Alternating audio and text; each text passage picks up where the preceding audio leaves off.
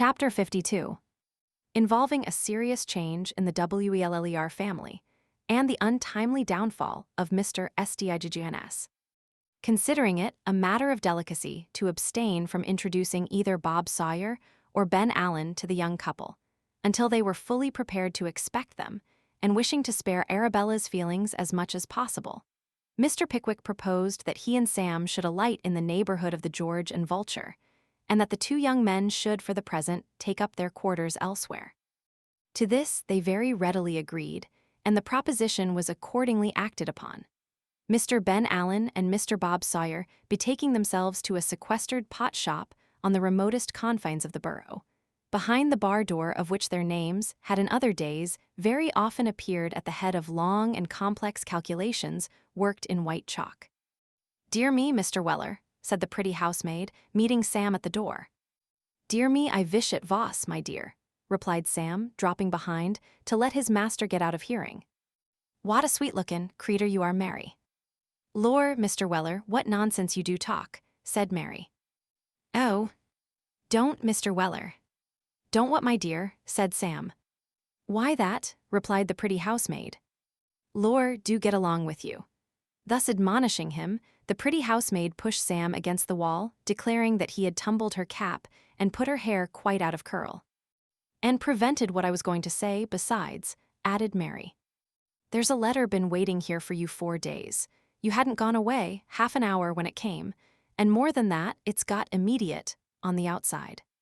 "Vere is it, my love?" inquired Sam. "I took care of it for you, or I dare say it would have been lost long before this," replied Mary.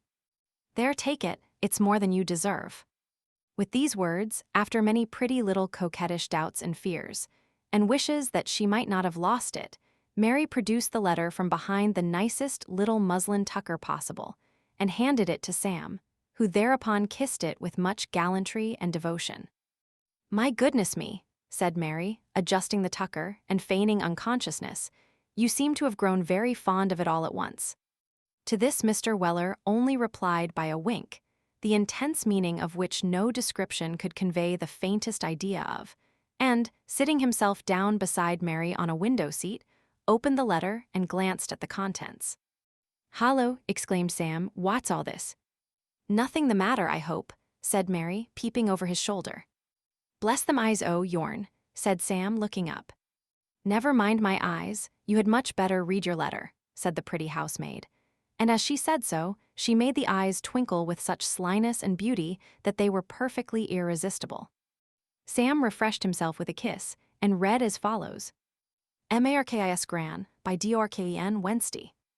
My dear Emily, I am worry sorry to have the pleasure of being a bear of ill news your mother in law court cold consequence of imprudently settin' too long on the damp grass in the rain, a hearin' of a shepherd who warn't able to leave off till late at night owin' to his having vound hisself up vith brandy and vader, and not being able to stop hisself, till he got a little sober, which took a many hours to do. The doctor says that if she'd swallowed varm brandy and vader artervards instead of, afore she mightn't have been no. Thus her veals was immediately greased and everythink done to set her agon, as could be inwented your father had hopes, as she would have vorked round as usual. But just as she was a turnin' the corner, my boy, she took the wrong road, and vent downhill vith a velocity you never see and notwithstandin', that the drag was put on directly by the medical man, it warn't of no use at all, for she paid the last pike at 20 minutes afore 6 o'clock yesterday, even in havin' done the jowney worry much under. Reglar time vich praps was partly owin' to her haven taken in worry little luggage, by the vay your father says that if you vill come and see me Sammy, he vill take it as a worry great favor, for I am worry lonely Samivel N. B. He vill have it spelt that vay vich I say ain't right, and as there is sich a many things to settle, he is sure your governor want object of course, he vill not Sammy, for I knows him better, so he sends his duty in which I join, and am Samivel infernally yours. Tony Vller. "What a incomprehensible letter," said Sam. "Who's to know what it means, vith all this heing and eyeing? It ain't my father's written, 'cept this here signator in print letters, that's his. Perhaps he got somebody to write it for him and signed it himself afterwards," said the pretty housemaid. "Stop a minute," replied Sam, running over the letter again and pausing here and there to reflect as he did so. "You've hit it. The gentleman as wrote it was a tellin' all about the misfortune in a proper vay, and then my father comes a-lookin' over him and complicates the whole concern by puttin' his oar in. That's just the worry sort o' thing he'd do." "You're right, Mary, my dear."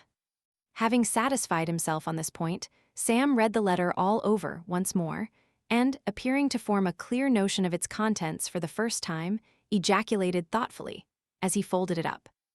"And so the poor creetur's dead. I'm sorry for it. She warn't a bad-disposed 'ooman, if them shepherds had let her alone. I'm worry sorry for it."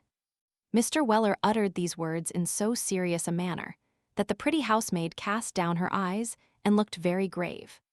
"Howsever," said Sam, putting the letter in his pocket with a gentle sigh, "it woes to be and woes, as the old lady said arter she'd married the footman. Can't be helped now, can it, Mary?" Mary shook her head and sighed too. "I must apply to the Hemperor for leave of absence," said Sam. Mary sighed again. The letter was so very affecting. "Good-bye," said Sam. "Good-bye," rejoined the pretty housemaid, turning her head away. "Well, shake hands, won't you?" said Sam.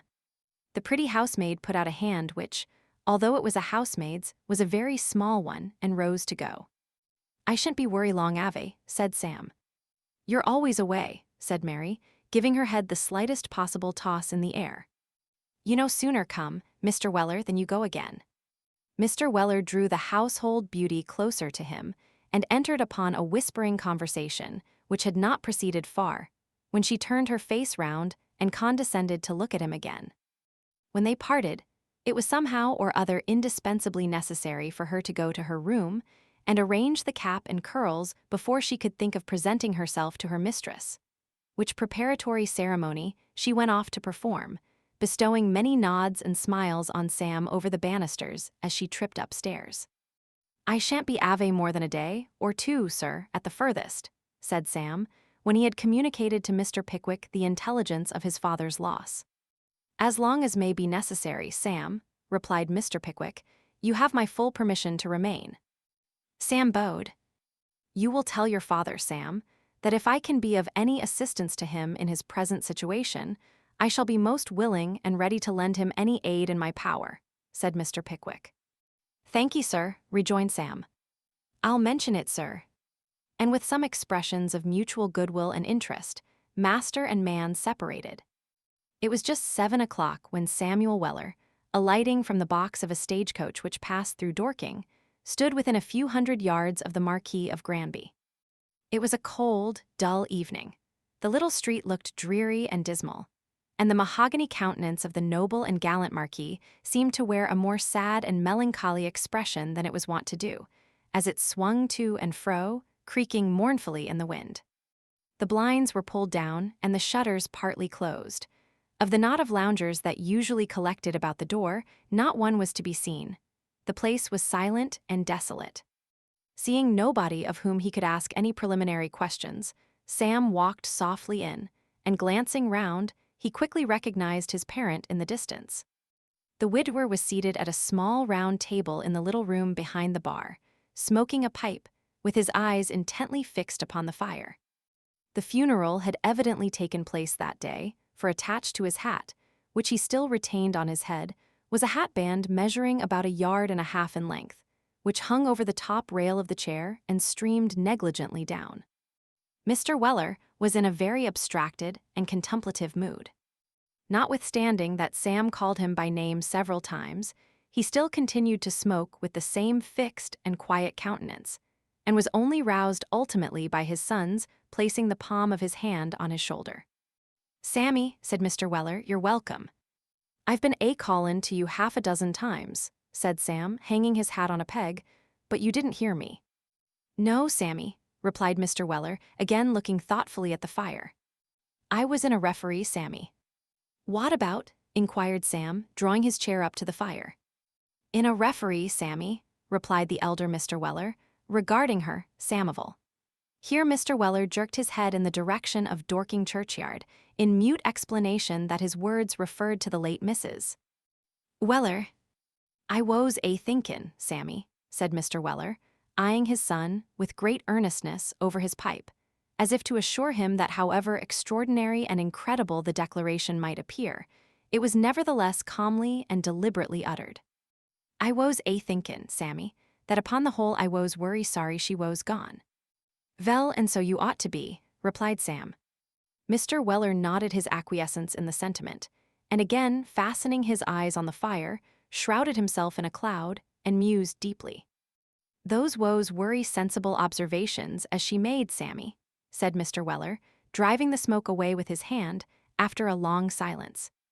"What observations?" inquired Sam. "Them as she made, arter she was took ill," replied the old gentleman. "What was they?" "Somethin' to this here effect. 'Veller,' she says, 'I'm afeard of not done by you quite what I ought to have done.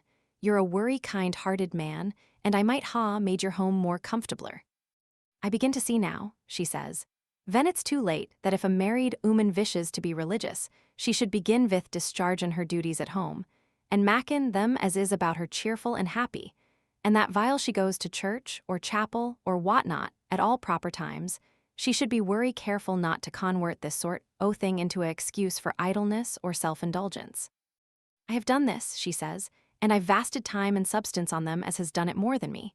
But I hope ven I'm gone, Veller, that you'll think on me as I woes afore and knowed them people, and as I rally woes by nater.' 'Susan,' says I woes took up worry short by this, Samivel, 'I vont deny it, my boy, Susan,' I says, 'you've been a worry good vife to me altogether. Don't say nothin' at all about it. Keep a good heart, my dear, and you'll live to see me punch that 'ere Stiggins's head yet.'" "She smiled at this, Samivel," said the old gentleman, stifling a sigh with his pipe, "but she died arter all." "Vell," said Sam, venturing to offer a little homely consolation, after the lapse of 3 or 4 minutes, consumed by the old gentleman in slowly shaking his head from side to side, and solemnly smoking, "Vell, governor, we must all come to it, one day or another." "So we must, Sammy," said Mr. Weller the elder. "There's a providence in it all," said Sam. "Oh, course there is," replied his father, with a nod of grave approval. "What 'ud become of the undertakers without it, Sammy?" Lost in the immense field of conjecture opened by this reflection, the elder Mr. Weller laid his pipe on the table and stirred the fire with a meditative visage. While the old gentleman was thus engaged, a very buxom-looking cook, dressed in mourning, who had been bustling about in the bar, glided into the room, and bestowing many smirks of recognition upon Sam, silently stationed herself at the back of his father's chair, and announced her presence by a slight cough, the which, being disregarded, was followed by a louder one. "Hollo," said the elder Mr. Weller, dropping the poker as he looked round, and hastily drew his chair away. "What's the matter now?" "Have a cup of tea, there's a good soul," replied the buxom female coaxingly. "I vaunt," replied Mr. Weller, in a somewhat boisterous manner. "I'll see you," Mr. Weller hastily checked himself, and added in a low tone, "furder fust." "Oh dear, dear. How adversity does change people," said the lady, looking upwards. "It's the only thing, 'twixt this and the doctor, as shall change my condition," muttered Mr. Weller. "I really never saw a man so cross," said the buxom female. "Never mind. It's all for my own good. Vich is the reflection vith vich the penitent schoolboy comforted his feelin', ven they flogged him," rejoined the old gentleman. The buxom female shook her head with a compassionate and sympathizing air, and, appealing to Sam, inquired whether his father really ought not to make an effort to keep up, and not give way to that lowness of spirits. "You see, Mr. Samuel," said the buxom female, "as I was telling him yesterday, he will feel lonely. He can't expect but what he should, sir, but he should keep up a good heart, because, dear me, I'm sure we all pity his loss and are ready to do anything for him. And there's no situation in life so bad, Mr. Samuel, that it can't be mended." Which is what a very worthy person said to me when my husband died.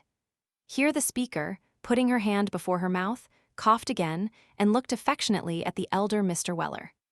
"As I don't require any your conversation just now, mum, will you have the goodness to retire?"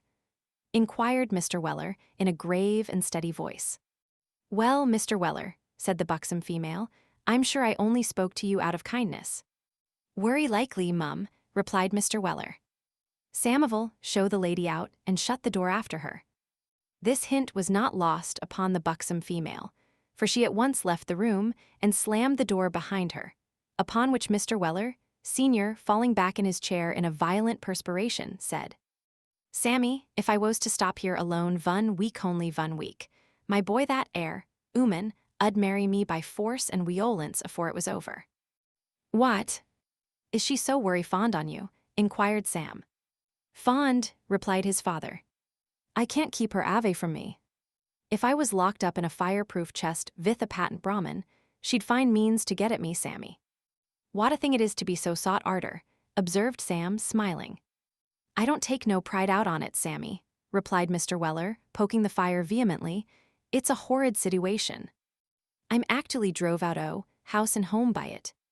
The breath was scarcely out o' your poor mother-in-law's body, ven vun old ooman sends me a pot o' jam, and another a pot o' jelly, and another brews a blessed large jug o' chamomile tea, vich she brings in vith her own hands." Mr. Weller paused with an aspect of intense disgust, and looking round, added in a whisper, "They woes all widders, Sammy, all on 'em, 'cept the chamomile tea vun, as woes a single young lady o' 53. Sam gave a comical look in reply, and the old gentleman having broken an obstinate lump of coal, with a countenance expressive of as much earnestness and malice as if it had been the head of one of the widows last mentioned, said, "In short, Sammy, I feel that I ain't safe anywheres but on the box." "How are you safer there than anywheres else?" interrupted Sam. "'Cause a coachman's a privileged individual," replied Mr. Weller, looking fixedly at his son. "'Cause a coachman may do without suspicion what other men may not. 'Cause a coachman may be on the worry amicables terms with 80-mile o females, and yet nobody think that he ever means to marry any vun among 'em. And what other man can say the same, Sammy?" "Vell, there's something in that," said Sam. "If your governor had been a coachman," reasoned Mr. Weller, "do you espose as that air jury 'ud ever ha conwicted him, esposin it possible as the matter could ha gone to that extremity? They dustn't ha done it." "Why not?" said Sam, rather disparagingly. "Why not?" rejoined Mr. Weller, "'cause it 'ud ha gone agin their consciences. A reglar coachman's a sort o' connectin' link betwixt singleness and matrimony, and every practicable man knows it." "What? You mean they're general favorites and nobody takes advantage on P-raps," said Sam. His father nodded. "How it ever come to that air pass," resumed the parent Weller, "I can't say. Why it is that long stage coachmen possess such insinuations, and is always looked up to adored I may say by every young ooman in every town he works through, I don't know. I only know that so it is. It's a regulation of natura dispensary, as your poor mother-in-law used to say." "A dispensation," said Sam, correcting the old gentleman.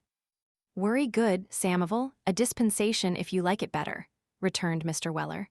"I call it a dispensary, and it's always writ up so, at the places veer they gives you physic for nothin' in your own bottles, that's all."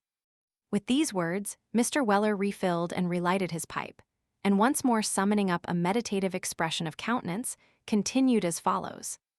"Therefore, my boy, as I do not see the advisability o' stoppin' here to be married whether I vant to or not, and as at the same time I do not wish to separate myself from them interestin' members o' society altogether, I have come to the determination o' driving the safety, and puttin' up once more at the Bell Savage, vich is my natural-born element, Sammy." "And what is to become o' the business?" inquired Sam. "The business, Samivel," replied the old gentleman, "goodvill, stock, and fixtures, vill be sold by private contract. And out o' the money, £200, agreeable to a request o' your mother-in-law, to me, a little afore she died, vill be invested in your name in what do you call them things again?" "What things?" inquired Sam. "Them things as is always a-goin' up and down, in the city." "Omnibuses," suggested Sam. "Nonsense," replied Mr. Weller. "Them things as is always a-fluctuatin', and gettin', theirselves inwolved somehow or another vith the national debt, and the checkers bill, and all that." "Oh, the funds," said Sam. "Ah," rejoined Mr. Weller, "the funds, £200 o, the money is to be invested for you, Samivel, in the funds, 4.5%. Reduced counsels, Sammy." "Worry kind o' the old lady to think o' me," said Sam, and I'm worry much obliged to her. The rest will be invested in my name," continued the elder Mr. Weller. "And when I'm took off the road, it'll come to you, so take care you don't spend it all at onct, my boy, and mind that no widder gets an inclin o' your fortun, or you're done." Having delivered this warning, Mr. Weller resumed his pipe with a more serene countenance, the disclosure of these matters appearing to have eased his mind considerably. "Somebody's a-tappin' at the door," said Sam. "Let em tap," replied his father with dignity. Sam acted upon the direction. There was another tap, and then a long row of taps, upon which Sam inquired why the tapper was not admitted. "Hush," whispered Mr. Weller with apprehensive looks. "Don't take no notice on Sammy. It's vun o' the widder's p-raps." No notice being taken of the taps, the unseen visitor, after a short lapse, ventured to open the door and peep in. It was no female head that was thrust in at the partially opened door, but the long black locks and red face of Mr. Stiggins. Mr. Weller's pipe fell from his hands. The reverend gentleman gradually opened the door by almost imperceptible degrees, until the aperture was just wide enough to admit of the passage of his lank body, when he glided into the room and closed it after him with great care and gentleness. Turning towards Sam, and raising his hands and eyes in token of the unspeakable sorrow with which he regarded the calamity that had befallen the family, he carried the high-backed chair to his old corner by the fire, and, seating himself on the very edge, drew forth a brown pocket-handkerchief, and applied the same to his optics. While this was going forward, the elder Mr. Weller sat back in his chair, with his eyes wide open, his hands planted on his knees, and his whole countenance expressive of absorbing and overwhelming astonishment. Sam sat opposite him in perfect silence, waiting, with eager curiosity, for the termination of the scene. Mr. Stiggins kept the brown pocket-handkerchief before his eyes for some minutes, moaning decently meanwhile, and then, mastering his feelings by a strong effort, put it in his pocket and buttoned it up. After this, he stirred the fire. After that, he rubbed his hands and looked at Sam. "Oh, my young friend," said Mr. Stiggins, breaking the silence in a very low voice, "here's a sorrowful affliction." Sam nodded very slightly. "For the man of wrath, too," added Mr. Stiggins, "it makes a vessel's heart bleed." Mr. Weller was overheard by his son to murmur something relative to making a vessel's nose bleed, but Mr. Stiggins heard him not. "Do you know, young man," whispered Mr. Stiggins, drawing his chair closer to Sam, "whether she has left Emanuel anything?" "Who's he?" inquired Sam. "The chapel," replied Mr. Stiggins.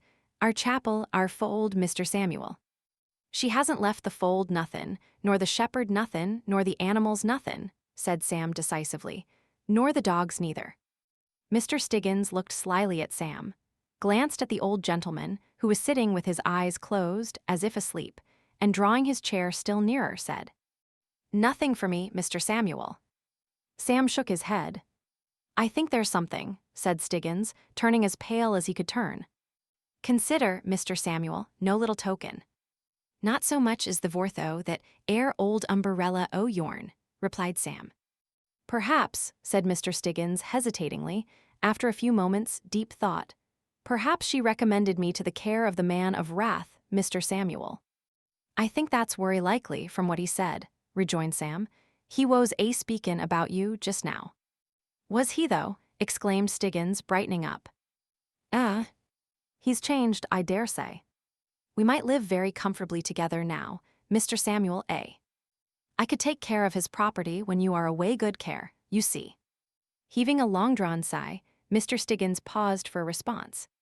Sam nodded, and Mr. Weller the elder gave vent to an extraordinary sound, which, being neither a groan, nor a grunt, nor a gasp, nor a growl, seemed to partake in some degree of the character of all four.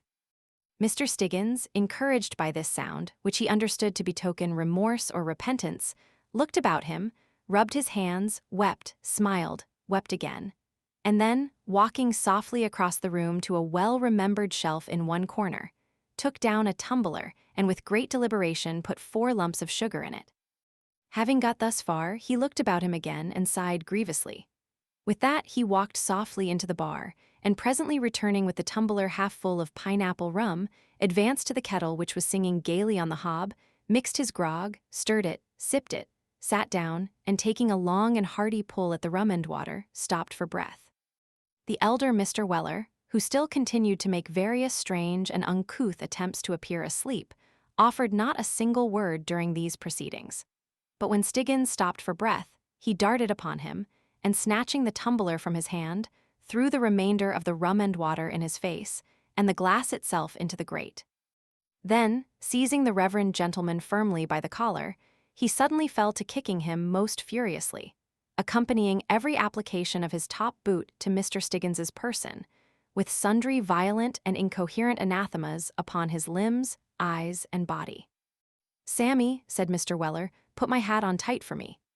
Sam dutifully adjusted the hat with the long hatband more firmly on his father's head, and the old gentleman, resuming his kicking with greater agility than before, tumbled with Mr. Stiggins through the bar and through the passage, out at the front door, and so into the street, the kicking continuing the whole way, and increasing in vehemence, rather than diminishing, every time the top boot was lifted.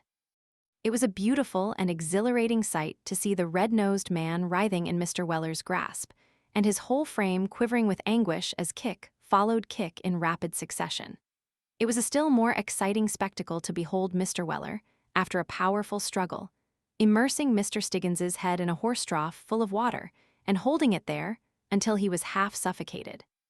"There," said Mr. Weller, throwing all his energy into one most complicated kick, as he at length permitted Mr. Stiggins to withdraw his head from the trough.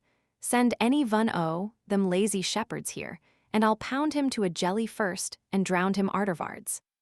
Sammy, help me in, and fill me a small glass of brandy. I'm out o' breath, my boy." Chapter 53. Comprising the final exit of Mr. Jingle and Job Trotter. With a great morning of business in Grey S in Square concluding, with a double knock at Mr. Perkers door. When Arabella, after some gentle preparation and many assurances that there was not the least occasion for being low-spirited, was at length made acquainted by Mr. Pickwick with the unsatisfactory result of his visit to Birmingham, she burst into tears, and sobbing aloud, lamented in moving terms that she should have been the unhappy cause of any estrangement between a father and his son. "My dear girl," said Mr. Pickwick kindly, "it is no fault of yours. It was impossible to foresee that the old gentleman would be so strongly prepossessed against his son's marriage, you know. I am sure," added Mr. Pickwick, glancing at her pretty face, "he can have very little idea of the pleasure he denies himself." "Oh, my dear Mr. Pickwick," said Arabella, "what shall we do if he continues to be angry with us?" "Why, wait patiently, my dear, until he thinks better of it," replied Mr. Pickwick cheerfully. "But, dear Mr. Pickwick, what is to become of Nathaniel if his father withdraws his assistance?" urged Arabella. "In that case, my love," rejoined Mr. Pickwick, "I will venture to prophesy that he will find some other friend who will not be backward in helping him to start in the world." The significance of this reply was not so well disguised by Mr. Pickwick, but that Arabella understood it. So, throwing her arms round his neck, and kissing him affectionately, she sobbed louder than before. "Come, come," said Mr. Pickwick, taking her hand. "We will wait here a few days longer, and see whether he writes or takes any other notice of your husband's communication. If not, I have thought of half a dozen plans, any one of which would make you happy at once. There, my dear, there." With these words, Mr. Pickwick gently pressed Arabella's hand, and bade her dry her eyes, and not distress her husband. Upon which Arabella, who was one of the best little creatures alive, put her handkerchief in her reticule, and by the time Mr. Winkle joined them, exhibited in full luster the same beaming smiles and sparkling eyes that had originally captivated him. "This is a distressing predicament for these young people," thought Mr. Pickwick, as he dressed himself next morning.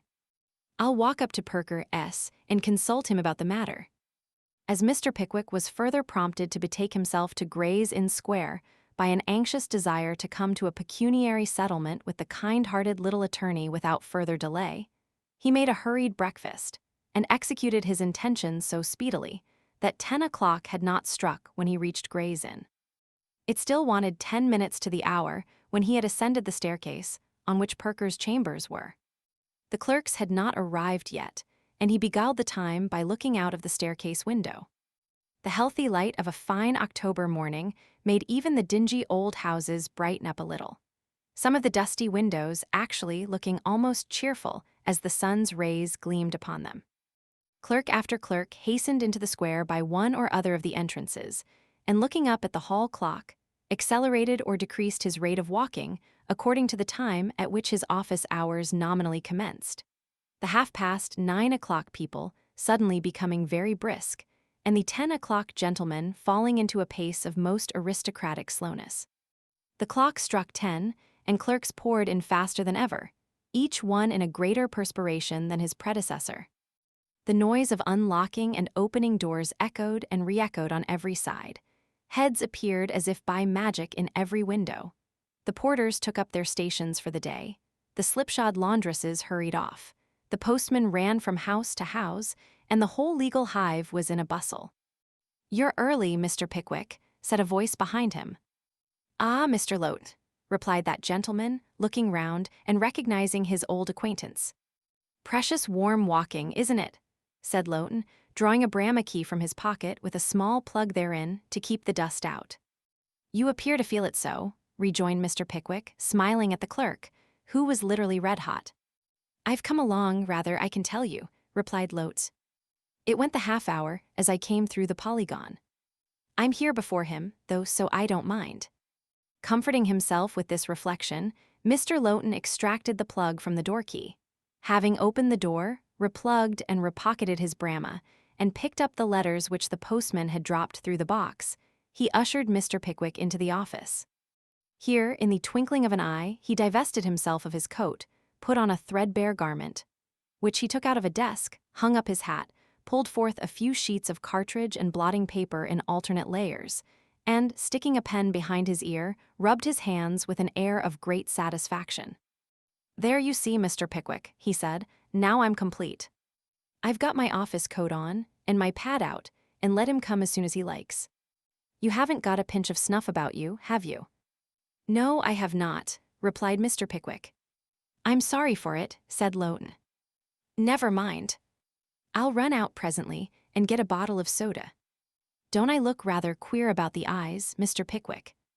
The individual appealed to surveyed Mr. Lowton's eyes from a distance, and expressed his opinion that no unusual queerness was perceptible in those features.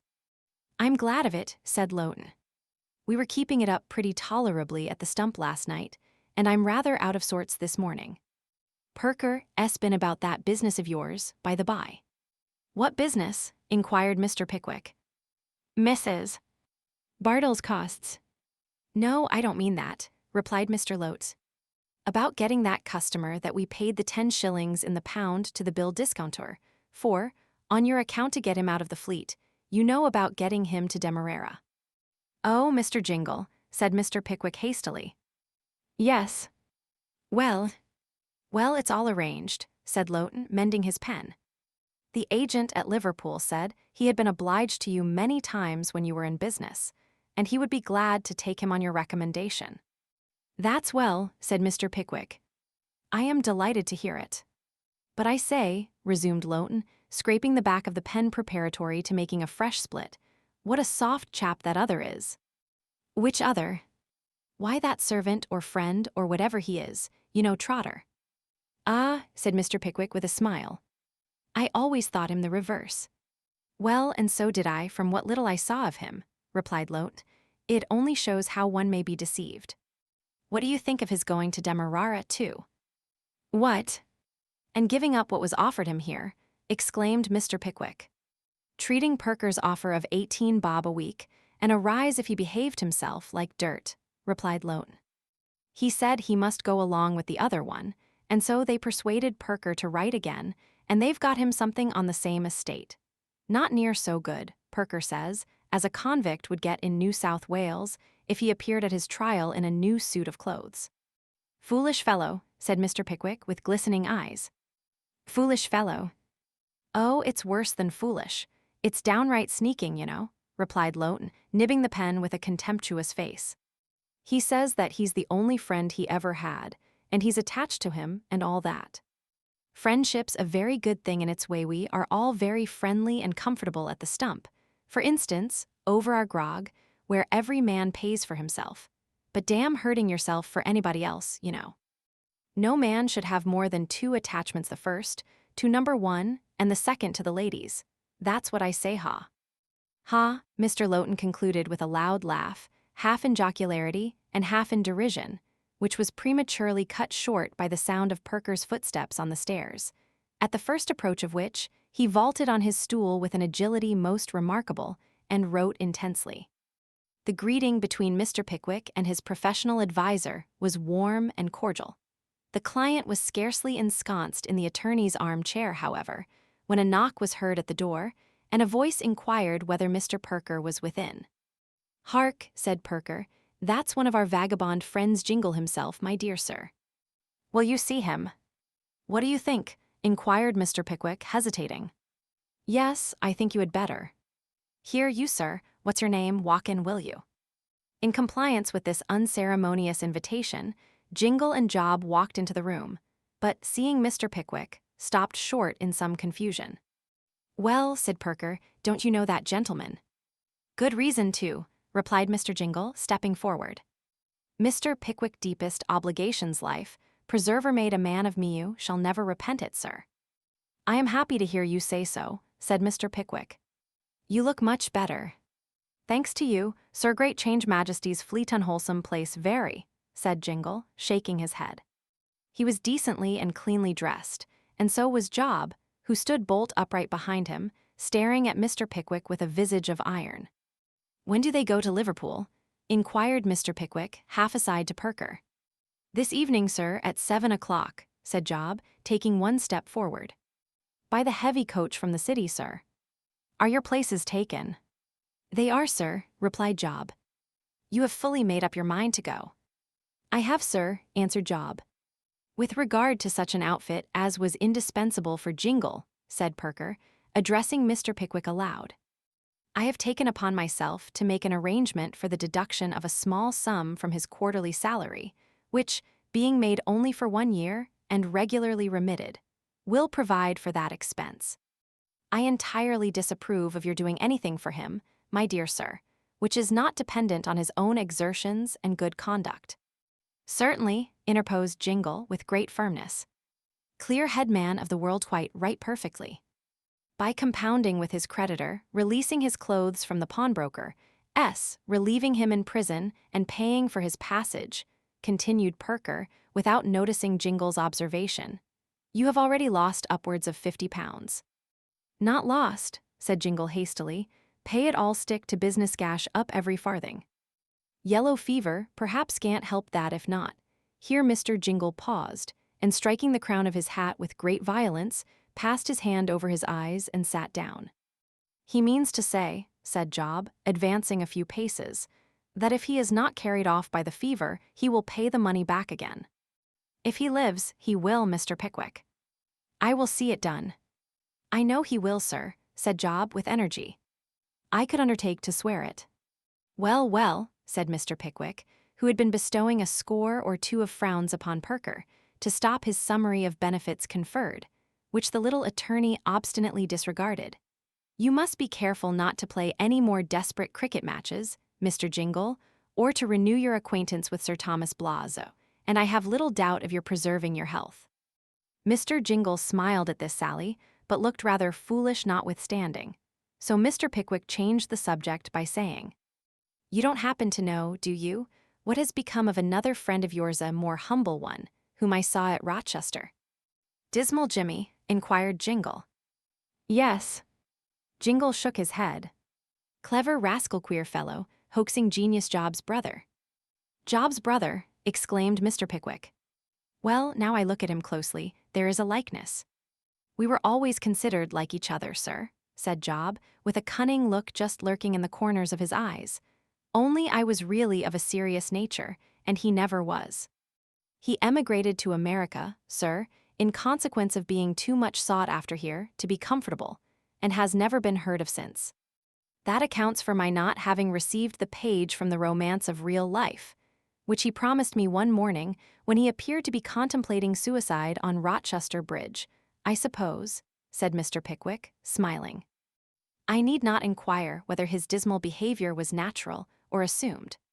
He could assume anything, sir, said Job. You may consider yourself very fortunate in having escaped him so easily. On intimate terms, he would have been even a more dangerous acquaintance than Job looked at Jingle, hesitated, and finally added, than myself even. A hopeful family yours, Mr. Trotter, said Perker, sealing a letter which he had just finished writing. Yes, sir, replied Job. Very much so. Well, said the little man, laughing, I hope you are going to disgrace it. Deliver this letter to the agent when you reach Liverpool, and let me advise you, gentlemen, not to be too knowing in the West Indies. If you throw away this chance, you will both richly deserve to be hanged, as I sincerely trust you will be. And now you had better leave Mr. Pickwick and me alone, for we have other matters to talk over, and time is precious. As Perker said this, he looked towards the door, with an evident desire to render the leave-taking as brief as possible. It was brief enough on Mr. Jingle's part. He thanked the little attorney in a few hurried words for the kindness and promptitude with which he had rendered his assistance, and, turning to his benefactor, stood for a few seconds as if irresolute what to say or how to act. Job Trotter relieved his perplexity, for, with a humble and grateful bow to Mr. Pickwick, he took his friend gently by the arm and led him away. A worthy couple, said Perker, as the door closed behind them. I hope they may become so, replied Mr. Pickwick. What do you think? Is there any chance of their permanent reformation? Perker shrugged his shoulders doubtfully, but observing Mr. Pickwick's anxious and disappointed look, rejoined. Of course there is a chance. I hope it may prove a good one. They are unquestionably penitent now, but then, you know, they have the recollection of very recent suffering fresh upon them.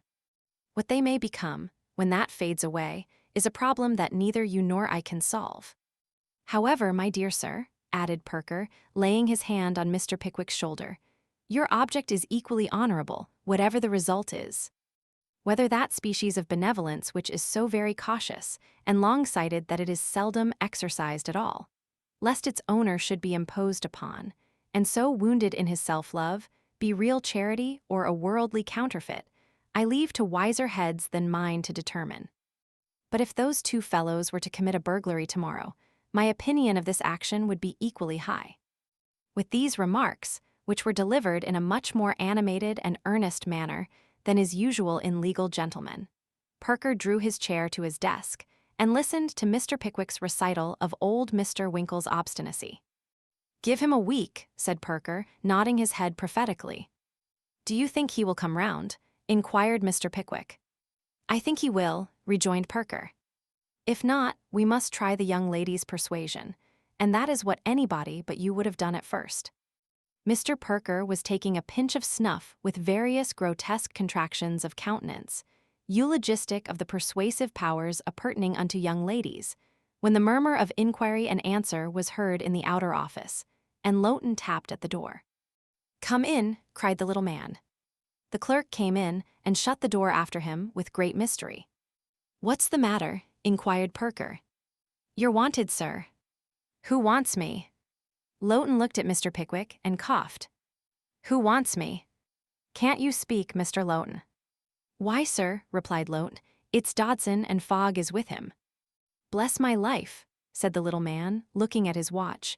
I appointed them to be here at 11:30 to settle that matter of yours, Pickwick.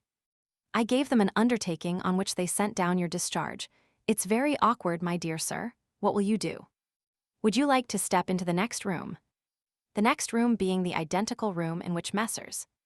Dodson and Fogg were, Mr. Pickwick replied that he would remain where he was, the more especially as Messrs.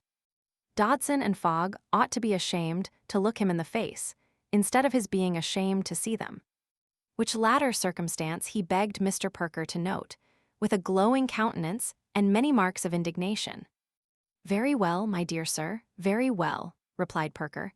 I can only say that if you expect either Dodson or Fogg to exhibit any symptom of shame or confusion at having to look you, or anybody else, in the face, you are the most sanguine man in your expectations that I ever met with.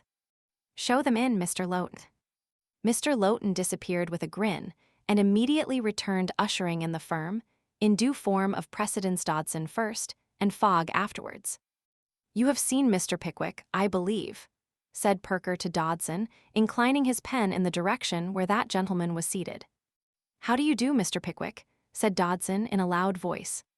"Dear me," cried Fogg, "how do you do, Mr. Pickwick?" "I hope you are well, sir." "I thought I knew the face," said Fogg, drawing up a chair and looking round him with a smile. Mr. Pickwick bent his head very slightly, in answer to these salutations, and, seeing Fogg pull a bundle of papers from his coat pocket, rose and walked to the window. "There's no occasion for Mr. Pickwick to move, Mr. Perker," said Fogg, untying the red tape which encircled the little bundle, and smiling again more sweetly than before. "Mr. Pickwick is pretty well acquainted with these proceedings. There are no secrets between us, I think." He. "Not many, I think," said Dodson. "Huh. Then both the partners laughed together pleasantly and cheerfully, as men who are going to receive money often do. "We shall make Mr. Pickwick pay for peeping," said Fogg, with considerable native humor, as he unfolded his papers. "The amount of the tax costs is 133.6 for Mr. Perker."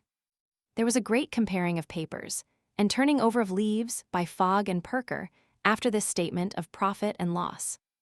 Meanwhile, Dodson said, in an affable manner, to Mr. Pickwick, "I don't think you are looking quite so stout as when I had the pleasure of seeing you last, Mr. Pickwick." "Possibly not, sir," replied Mr. Pickwick, who had been flashing forth looks of fierce indignation without producing the smallest effect on either of the sharp practitioners. "I believe I am not, sir. I have been persecuted and annoyed by scoundrels of late, sir." Perker coughed violently and asked Mr. Pickwick whether he wouldn't like to look at the morning paper. To which inquiry Mr. Pickwick returned a most decided negative. "True," said Dodson. "I dare say you have been annoyed in the Fleet. There are some odd gentry there." "Whereabouts were your apartments, Mr. Pickwick?" "My one room," replied that much-injured gentleman, "was on the coffee-room flight." "Oh, indeed," said Dodson. "I believe that is a very pleasant part of the establishment." "Very," replied Mr. Pickwick dryly. There was a coolness about all this, which, to a gentleman of an excitable temperament, had, under the circumstances, rather an exasperating tendency. Mr. Pickwick restrained his wrath by gigantic efforts, but when Perker wrote a check for the whole amount, and Fogg deposited it in a small pocket-book, with a triumphant smile playing over his pimply features, which communicated itself likewise to the stern countenance of Dodson, he felt the blood in his cheeks tingling with indignation. "Now, Mr. Dodson," said Fogg, putting up the pocketbook and drawing on his gloves, "I am at your service." "Very good," said Dodson, rising. "I am quite ready." "I am very happy," said Fogg, softened by the check, "to have had the pleasure of making Mr. Pickwick's acquaintance. I hope you don't think quite so ill of us, Mr. Pickwick, as when we first had the pleasure of seeing you." "I hope not," said Dodson, with the high tone of calumniated virtue. "Mr. Pickwick now knows us better, I trust. Whatever your opinion of gentlemen of our profession may be, I beg to assure you, sir, that I bear no ill will or vindictive feeling towards you for the sentiments you thought proper to express in our office in Freeman's Court, Cornhill, on the occasion to which my partner has referred." "Oh, no, nor I," said Fogg in a most forgiving manner.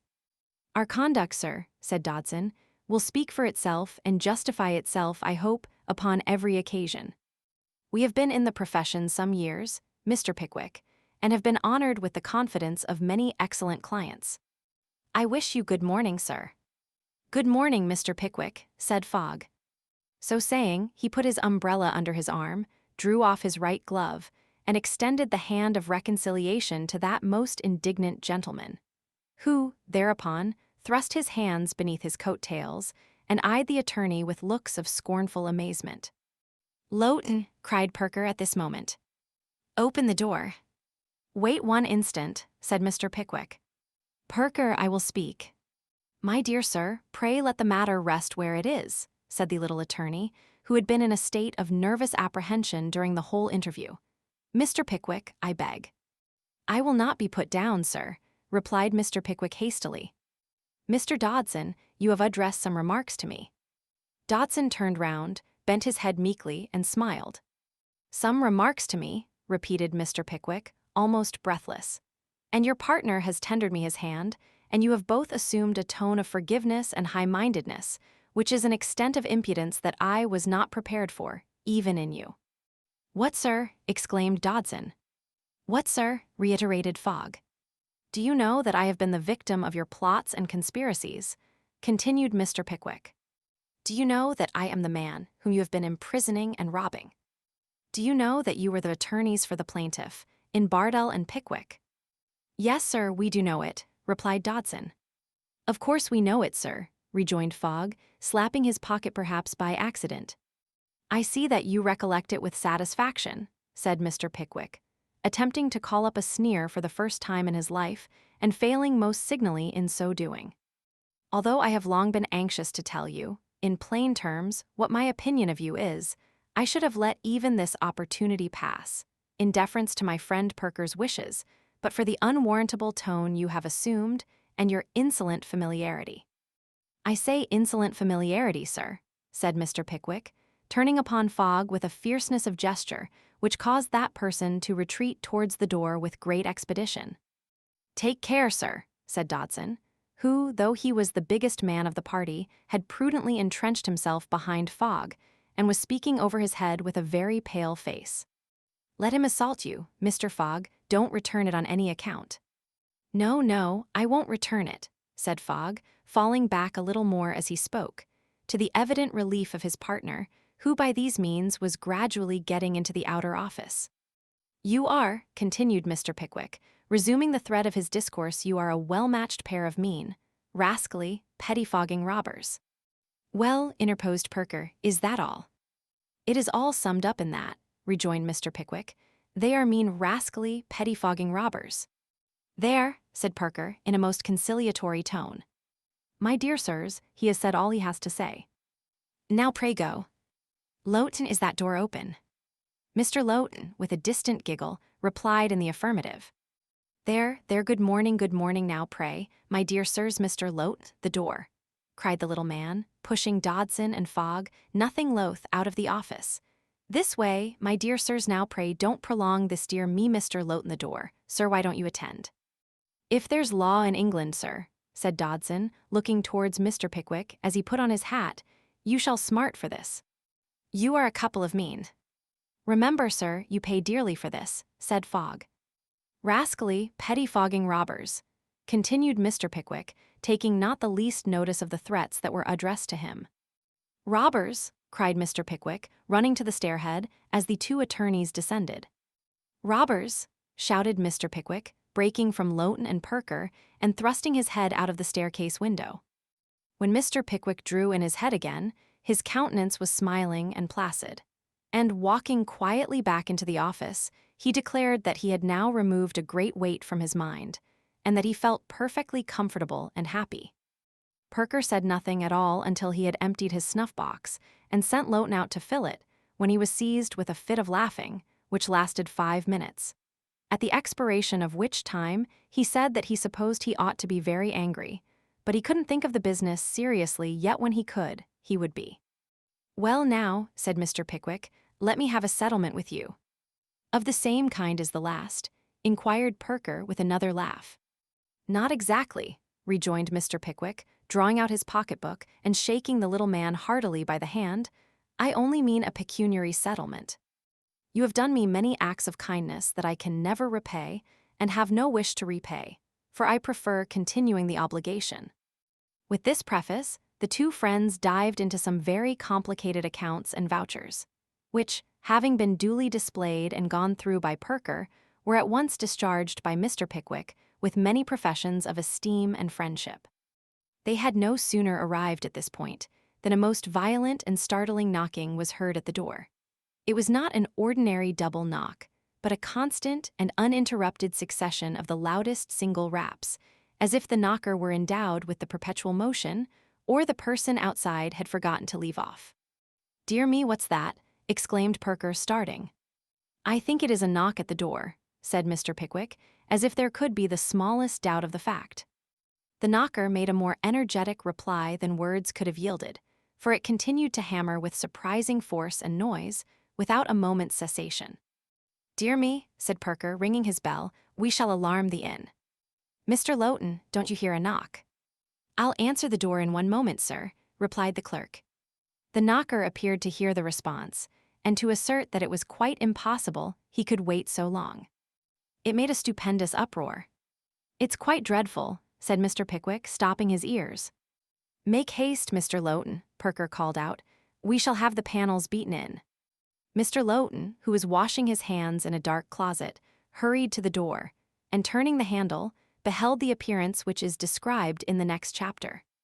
Chapter 54, containing some particulars relative to the double knock, and other matters, among which certain interesting disclosures relative to Mr. Snodgrass and a young lady are by no means irrelevant to this history. The object that presented itself to the eyes of the astonished clerk was a wonderfully fat boy habited as a serving lad, standing upright on the mat, with his eyes closed as if in sleep. He had never seen such a fat boy in or out of a traveling caravan, and this, coupled with the calmness and repose of his appearance, so very different from what was reasonably to have been expected of the inflictor of such knocks, smote him with wonder. "What's the matter?" inquired the clerk. The extraordinary boy replied not a word, but he nodded once and seemed, to the clerk's imagination, to snore feebly. "Where do you come from?" inquired the clerk. The boy made no sign. He breathed heavily, but in all other respects was motionless.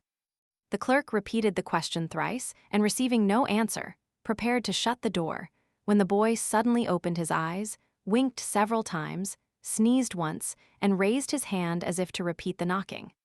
Finding the door open, he stared about him with astonishment, and at length fixed his eyes on Mr. Lowton's face. "What the devil do you knock in that way for?" inquired the clerk angrily. "Which way?" said the boy, in a slow and sleepy voice. "Why, like 40 hackney coachmen," replied the clerk. "Because master said I wasn't to leave off knocking till they opened the door, for fear I should go to sleep," said the boy. "Well," said the clerk, "what message have you brought?" "He's downstairs," rejoined the boy. "Who, Master. He wants to know whether you're at home." Mr. Lowton bethought himself, at this juncture, of looking out of the window. Seeing an open carriage with a hearty old gentleman in it, looking up very anxiously, he ventured to beckon him, on which the old gentleman jumped out directly. "That's your master in the carriage, I suppose," said Lowton. The boy nodded. All further inquiries were superseded by the appearance of old Wardle, who, running upstairs and just recognizing Lowton, passed at once into Mr. Perker's room. "Pickwick," said the old gentleman, "your hand, my boy. Why have I never heard, until the day before yesterday, of your suffering yourself to be cooped up in jail? And why did you let him do it, Perker?" "I couldn't help it, my dear sir," replied Perker, with a smile and a pinch of snuff.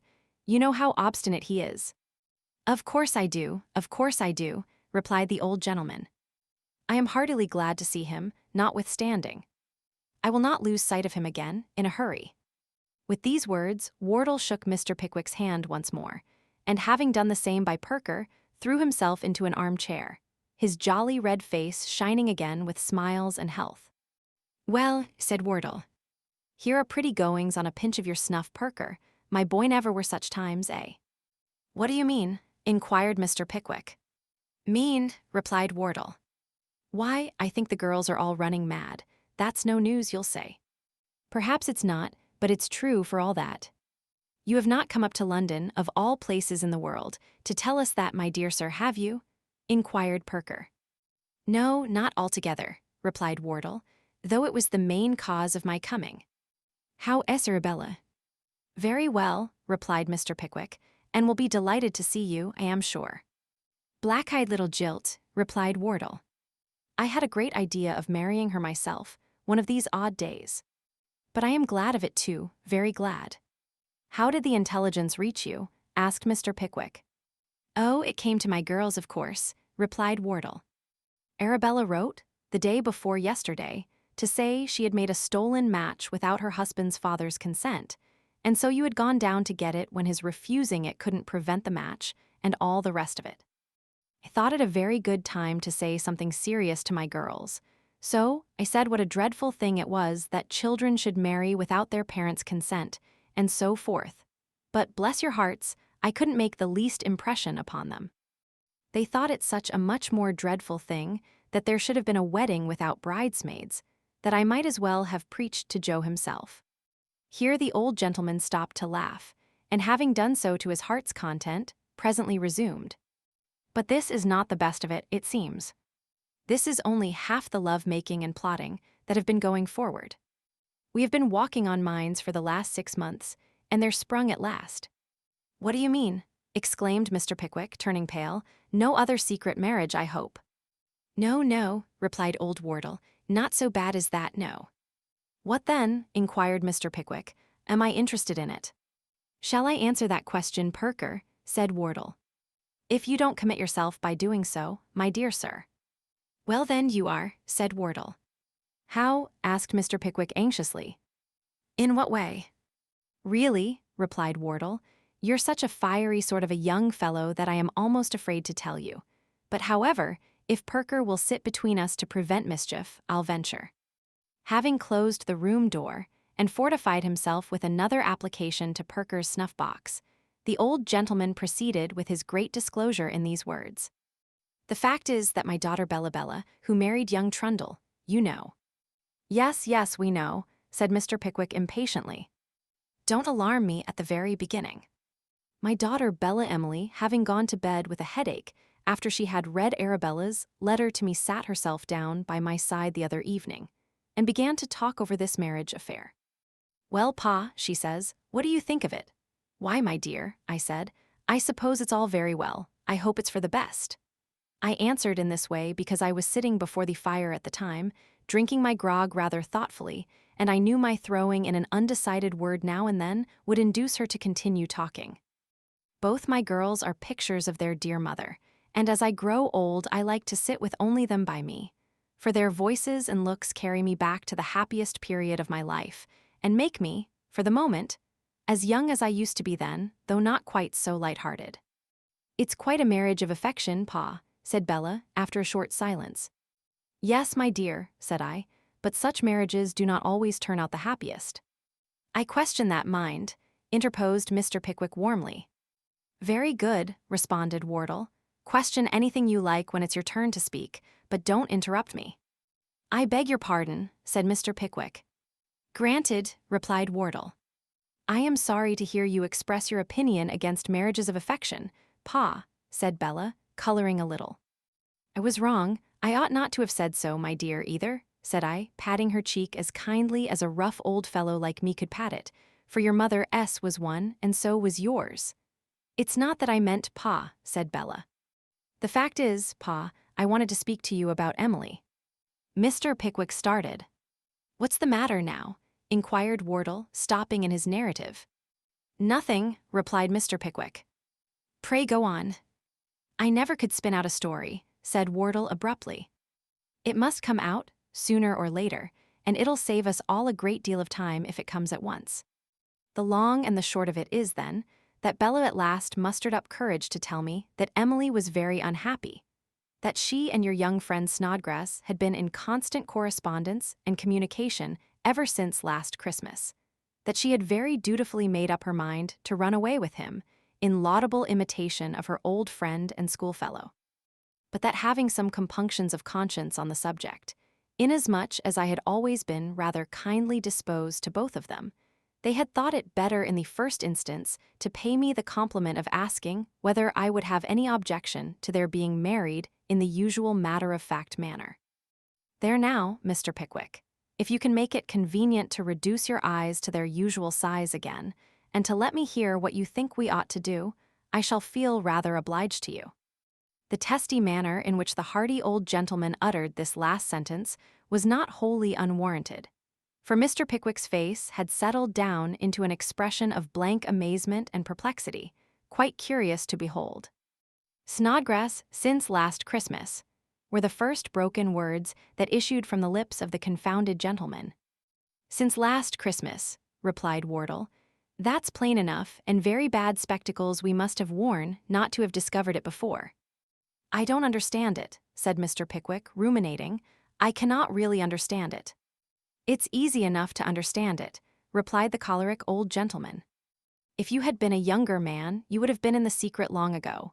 And besides, added Wardle after a moment's hesitation, the truth is that, knowing nothing of this matter, I have rather pressed Emily for 4 or 5 months past to receive favorably if she could. Would never attempt to force a girl's inclinations, the addresses of a young gentleman down in our neighborhood. I have no doubt that, girl-like, to enhance her own value and increase the ardor of Mr. Snodgrass, she has represented this matter in very glowing colors, and that they have both arrived at the conclusion that they are a terribly persecuted pair of unfortunates, and have no resource but clandestine matrimony or charcoal. Now the question is, what's to be done? What have you done? Inquired Mr. Pickwick. I mean, what did you do when your married daughter told you this? Oh, I made a fool of myself, of course, rejoined Wardle. Just so, interposed Perker, who had accompanied this dialogue with sundry twitchings of his watch chain, vindictive rubbings of his nose, and other symptoms of impatience. That's very natural, but how? I went into a great passion and frightened my mother into a fit, said Wardle. That was judicious, remarked Perker, and what else? I fretted and fumed all next day, and raised a great disturbance, rejoined the old gentleman. At last I got tired of rendering myself unpleasant and making everybody miserable. So I hired a carriage at Muggleton, and, putting my own horses in it, came up to town, under pretense of bringing Emily to see Arabella. Miss Wardle is with you, then, said Mr. Pickwick. To be sure she is, replied Wardle. She is at Osborne's Hotel in the Adelphi at this moment, unless your enterprising friend has run away with her since I came out this morning. You are reconciled, then, said Perker. Not a bit of it, answered Wardle. She has been crying and moping ever since, except last night, between tea and supper, when she made a great parade of writing a letter that I pretended to take no notice of. You want my advice in this matter, I suppose, said Perker, looking from the musing face of Mr. Pickwick to the eager countenance of Wardle, and taking several consecutive pinches of his favorite stimulant. I suppose so, said Wardle, looking at Mr. Pickwick. Certainly, replied that gentleman. Well then, said Perker, rising and pushing his chair back, my advice is that you both walk away together, or ride away, or get away by some means or other, for I'm tired of you, and just talk this matter over between you. If you have not settled it by the next time I see you, I'll tell you what to do. This is satisfactory, said Wardle, hardly knowing whether to smile or be offended. Pooh, pooh, my dear sir, returned Perker. I know you both a great deal better than you know yourselves. You have settled it already, to all intents and purposes. Thus expressing himself, the little gentleman poked his snuff-box first into the chest of Mr. Pickwick, and then into the waistcoat of Mr. Wardle, upon which they all three laughed, especially the two last-named gentlemen, who at once shook hands again without any obvious or particular reason. You dine with me today, said Wardle to Perker as he showed them out. Can't promise, my dear sir, can't promise, replied Perker. I'll look in the evening, at all events. I shall expect you at 5, said Wardle. Now, Joe, and Joe having been at length awakened, the two friends departed in Mr. Wardle's carriage, which in common humanity had a dickey behind for the fat boy, who, if there had been a footboard instead, would have rolled off and killed himself in his very first nap. Driving to the George and Vulture, they found that Arabella and her maid had sent for a hackney coach immediately on the receipt of a short note from Emily announcing her arrival in town, and had proceeded straight to the Adelphi. As Wardle had business to transact in the city, they sent the carriage and the fat boy to his hotel, with the information that he and Mr. Pickwick would return together to dinner at 5 o'clock. Charged with this message, the fat boy returned, slumbering as peaceably in his dickey, over the stones, as if it had been a down bed on watch springs. By some extraordinary miracle he awoke of his own accord, when the coach stopped, and giving himself a good shake to stir up his faculties, went upstairs to execute his commission. Now, whether the shake had jumbled the fat boy's faculties together, instead of arranging them in proper order, or had roused such a quantity of new ideas within him as to render him oblivious of ordinary forms and ceremonies, or, which is also possible, had proved unsuccessful in preventing his falling asleep as he ascended the stairs. It is an undoubted fact that he walked into the sitting room without previously knocking at the door, and so beheld a gentleman with his arms clasping his young mistress's waist, sitting very lovingly by her side on a sofa, while Arabella and her pretty handmaid feigned to be absorbed in looking out of a window at the other end of the room.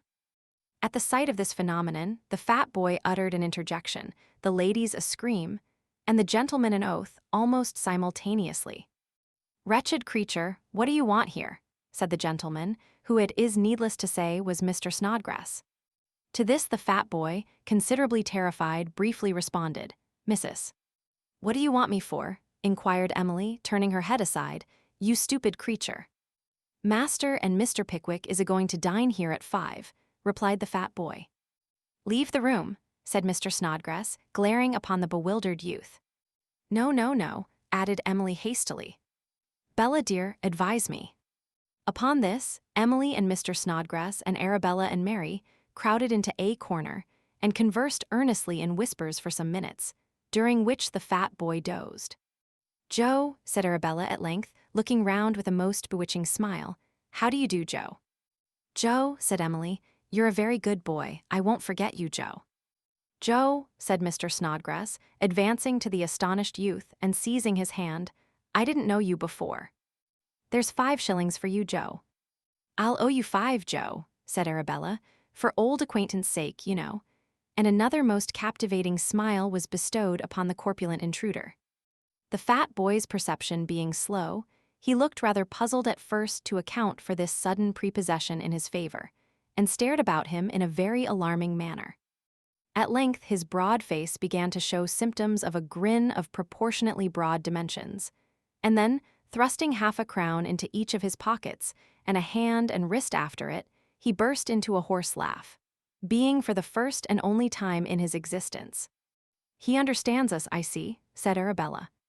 "He had better have something to eat immediately," remarked Emily. The fat boy almost laughed again when he heard this suggestion. Mary, after a little more whispering, tripped forth from the group and said, "I am going to dine with you today, sir, if you have no objection." "This way," said the fat boy eagerly. "There is such a jolly meat pie." With these words, the fat boy led the way downstairs, his pretty companion captivating all the waiters and angering all the chambermaids as she followed him to the eating room.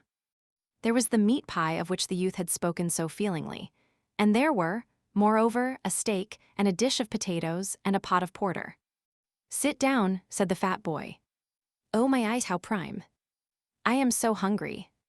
Having apostrophized his eye in a species of rapture 5 or 6 times, the youth took the head of the little table, and Mary seated herself at the bottom. "Will you have some of this?" said the fat boy, plunging into the pie up to the very ferrules of the knife and fork. "A little, if you please," replied Mary.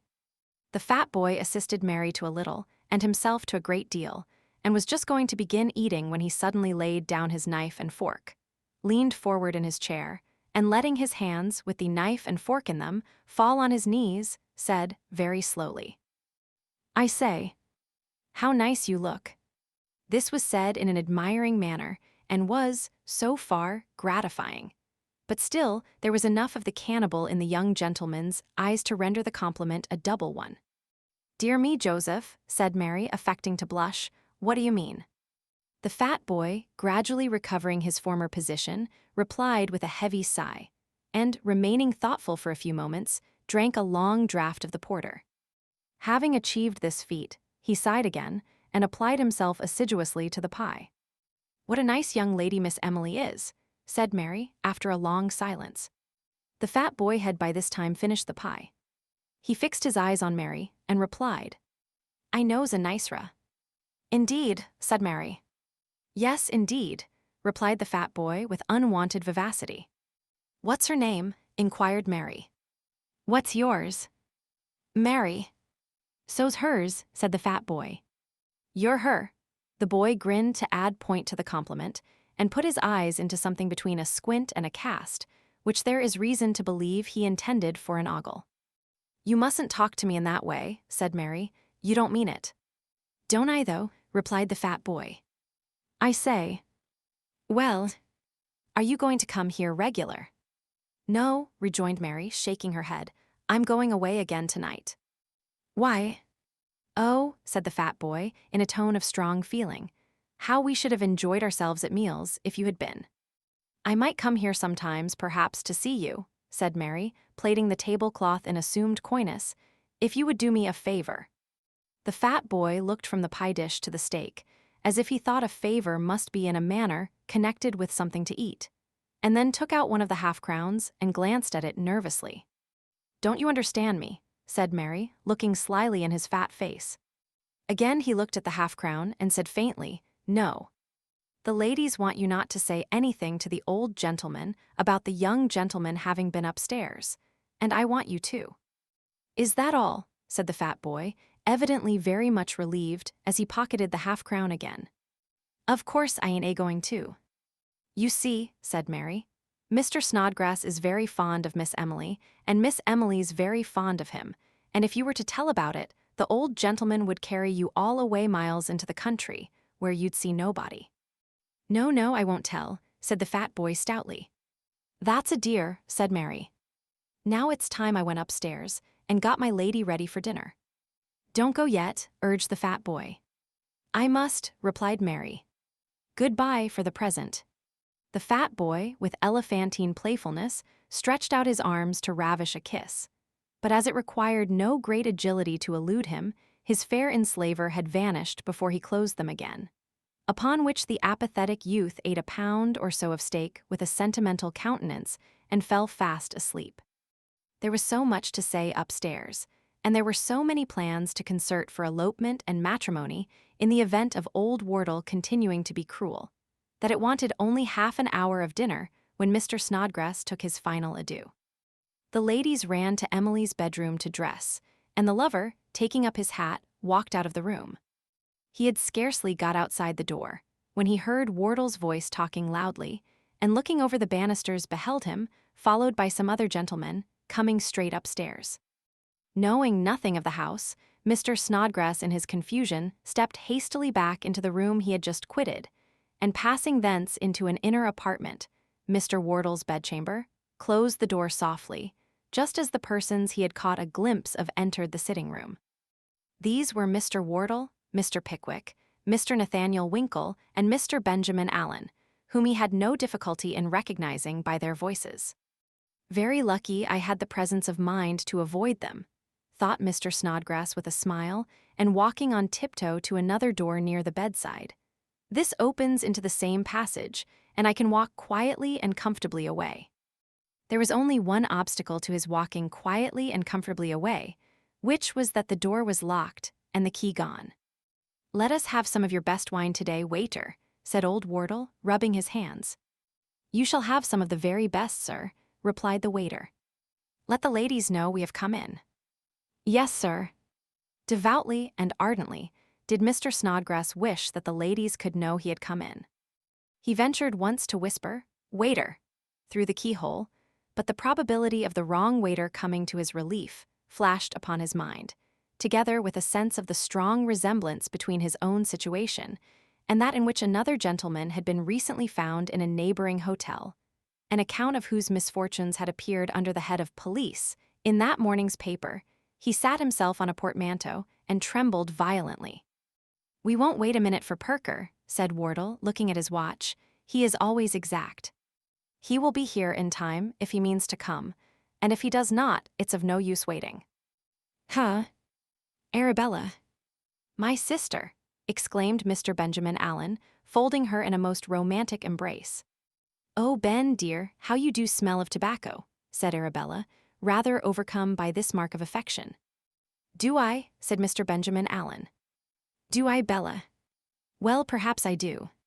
Perhaps he did, having just left a pleasant little smoking party of 12 medical students in a small back parlor with a large fire.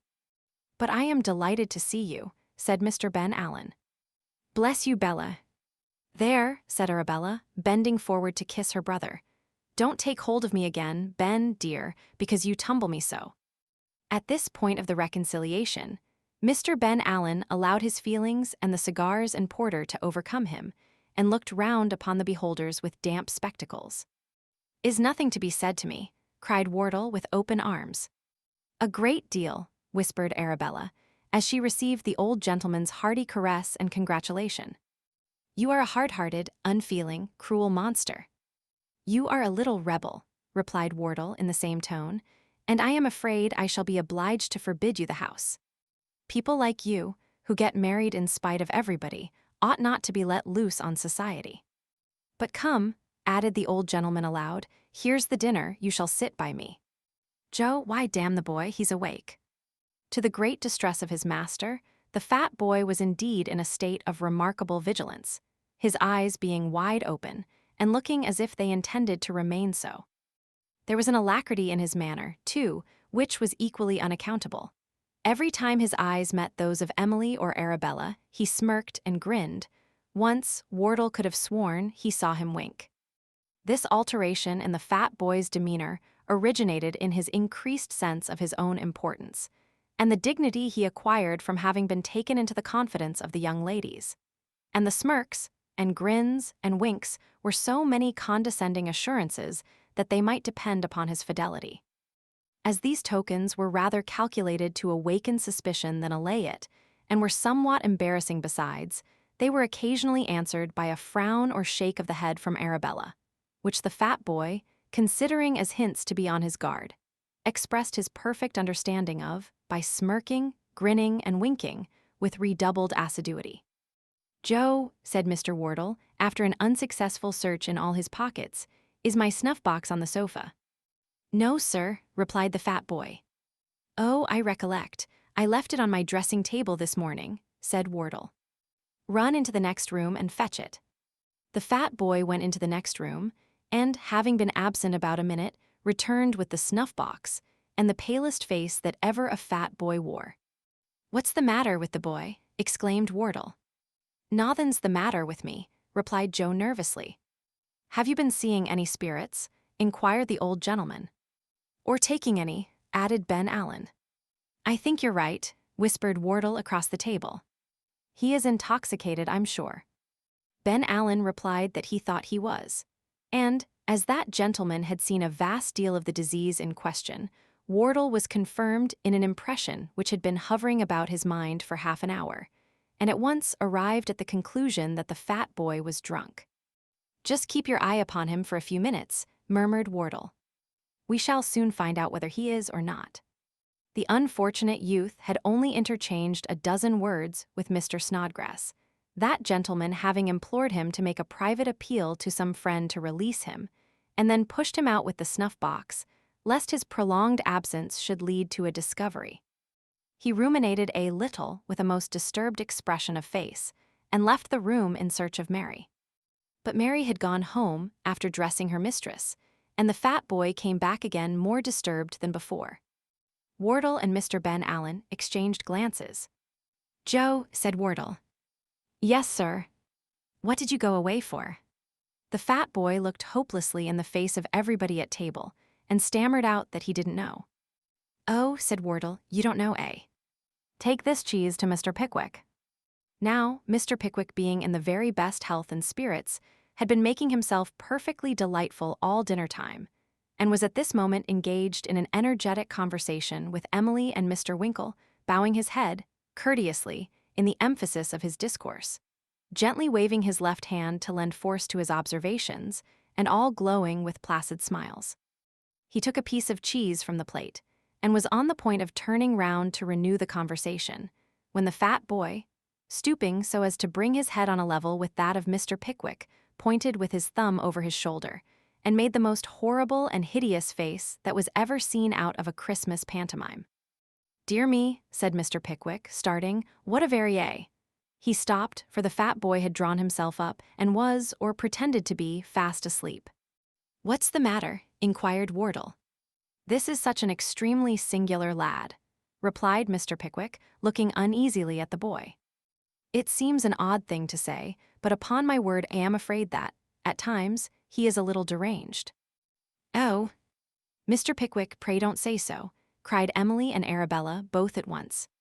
"I am not certain, of course," said Mr. Pickwick, amidst profound silence and looks of general dismay. But his manner to me this moment really was very alarming. "Oh," ejaculated Mr. Pickwick, suddenly jumping up with a short scream. "I beg your pardon, ladies," but at that moment he ran some sharp instrument into my leg. "Really, he is not safe." "He's drunk," roared old Wardle passionately. "Ring the bell." "Call the waiters." "He's drunk." "I ain't," said the fat boy, falling on his knees as his master seized him by the collar. "I ain't drunk." "Then you're mad, that's worse." "Call the waiters," said the old gentleman. "I ain't mad, I'm sensible," rejoined the fat boy, beginning to cry. "Then, what the devil did you run sharp instruments into Mr. Pickwick's legs for?"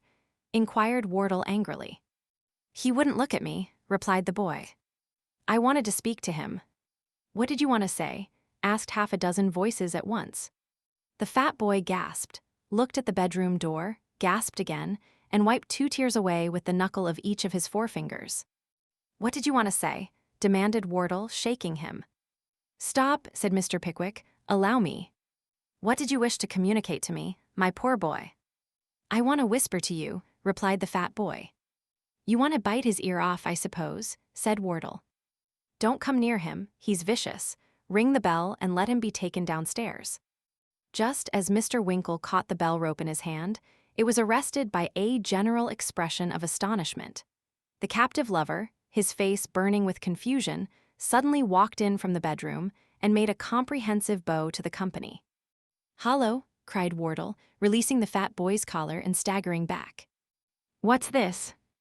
"I have been concealed in the next room, sir, since you returned," explained Mr. Snodgrass. "Emily, my girl," said Wardle reproachfully, "I detest meanness and deceit. This is unjustifiable and indelicate in the highest degree. Don't deserve this at your hands, Emily, indeed." "Dear papa," said Emily, "Arabella knows everybody here knows Joe knows that I was no party to this concealment." "Augustus, for heaven's sake, explain it."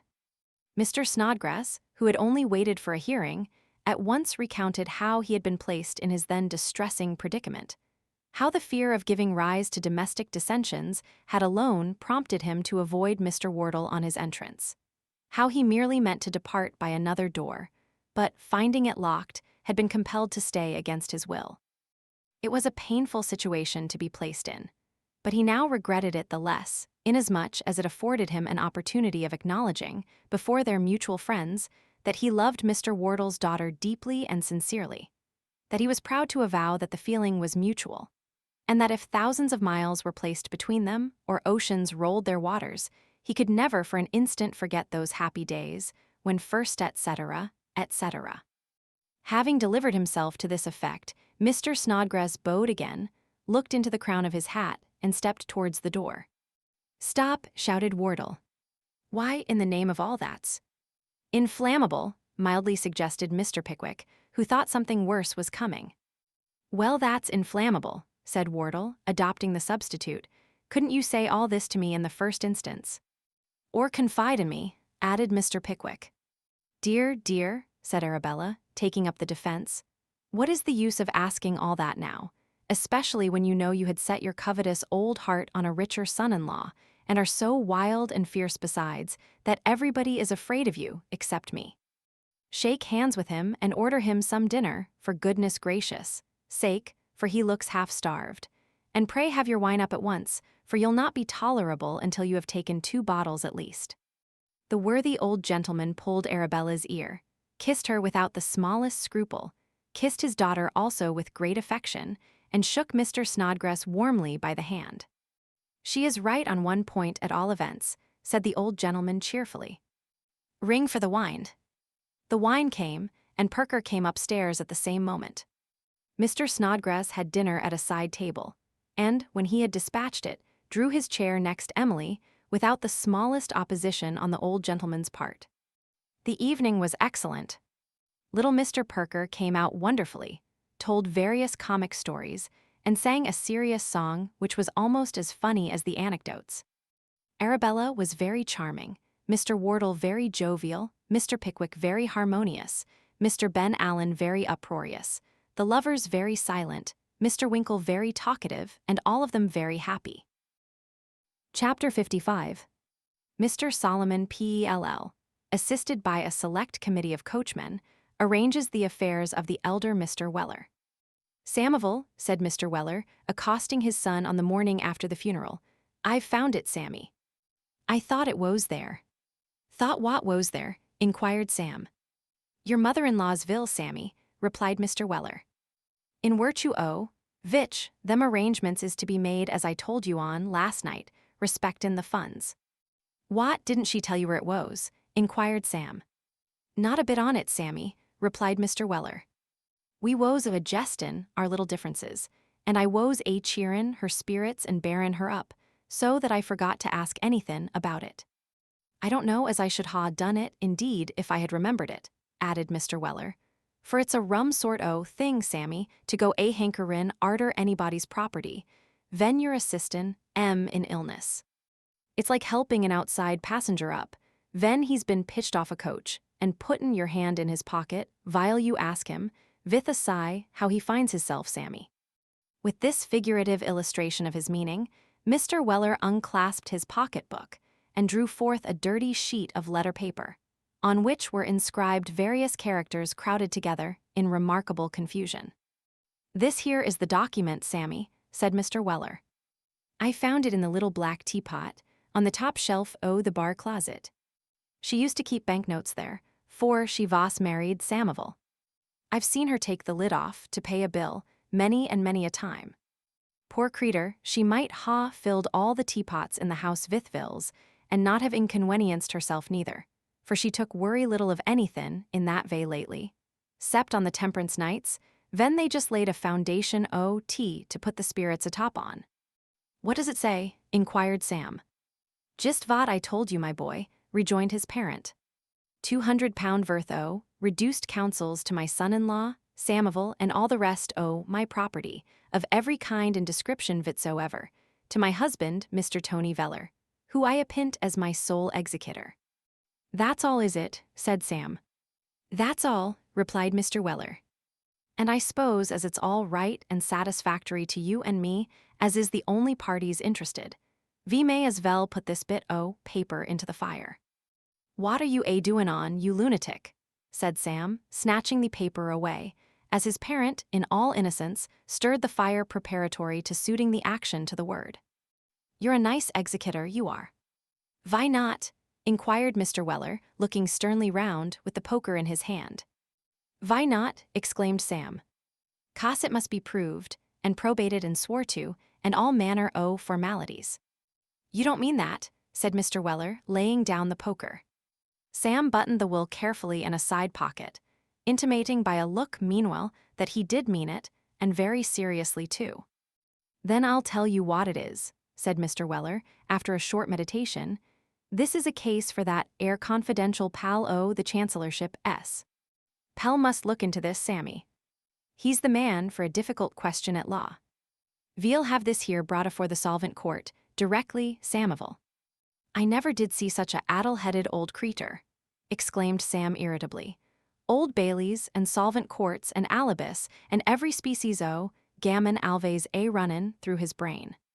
You'd better get your out-o'-door clothes on and come to town about this business, than stand preachin' there about what you don't understand nothin' on." "Worry good, Sammy," replied Mr. Weller. "I'm quite agreeable to anythin' as vil hexpedite business, Sammy.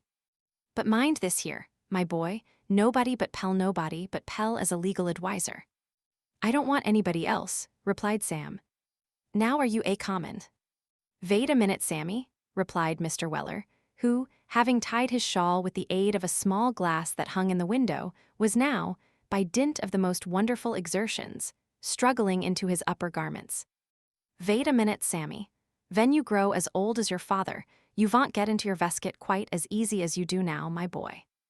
"If I couldn't get into it easier than that, I'm blessed if I'd veer vun at all," rejoined his son.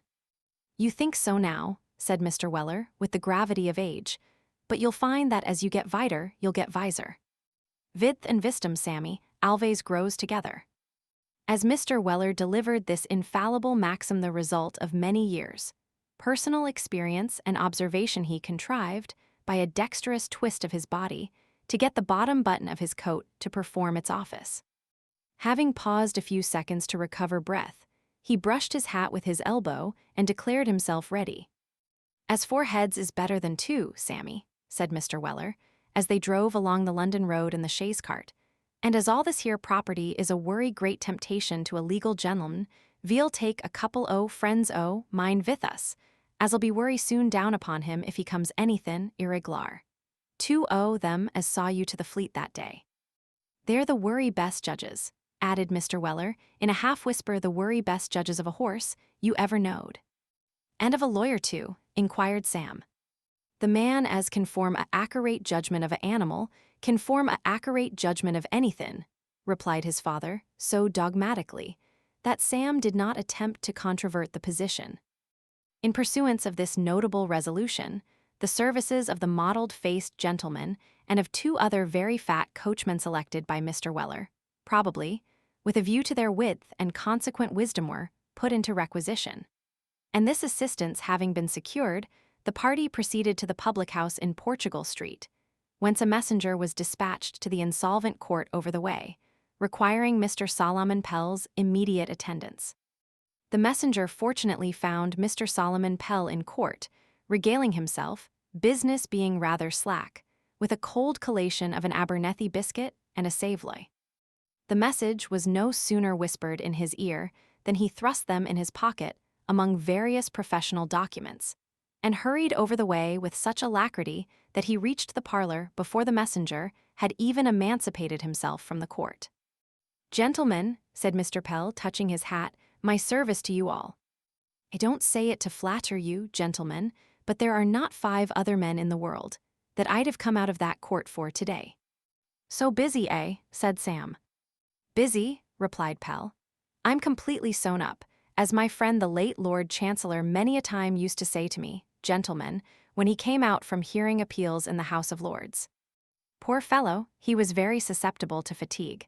He used to feel those appeals uncommonly. Actually thought more than once that he'd have sunk under M. I did, indeed."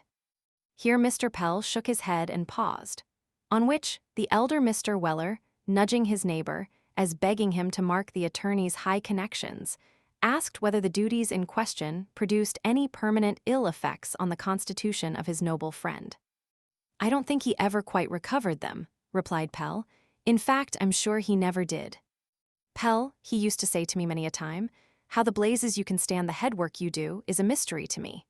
"Well," I used to answer, "I hardly know how I do it, upon my life.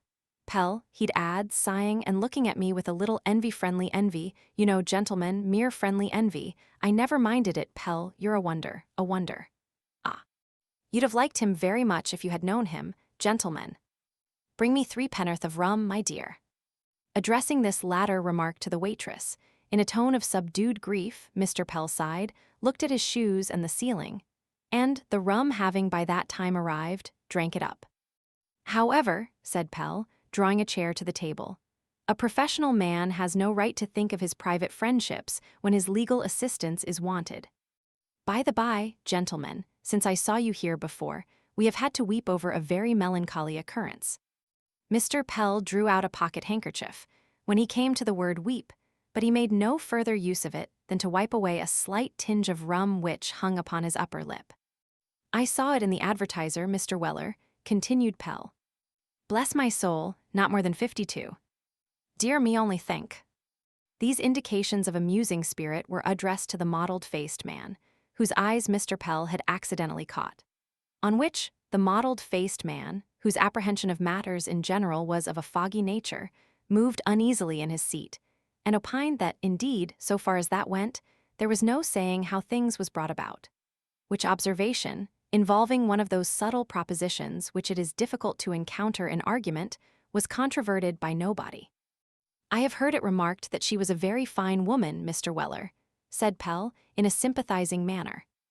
"Yes, sir, she was," replied the elder Mr. Weller, not much relishing this mode of discussing the subject, and yet thinking that the attorney, from his long intimacy with the late Lord Chancellor, must know best on all matters of polite breeding. She was a worry fine 'ooman, sir, ven I first knowed her. She was a widder, sir, at that time. Now it's curious, said Pell, looking round with a sorrowful smile. Mrs. Pell was a widow. That's very extraordinary, said the mottled-faced man. Well, it is a curious coincidence, said Pell. Not at all, gruffly remarked the elder Mr. Weller. More widders is married than single women. Very good, said Pell. You're quite right, Mr. Weller. Mrs. Pell was a very elegant and accomplished woman. Her manners were the theme of universal admiration in our neighborhood. I was proud to see that woman dance.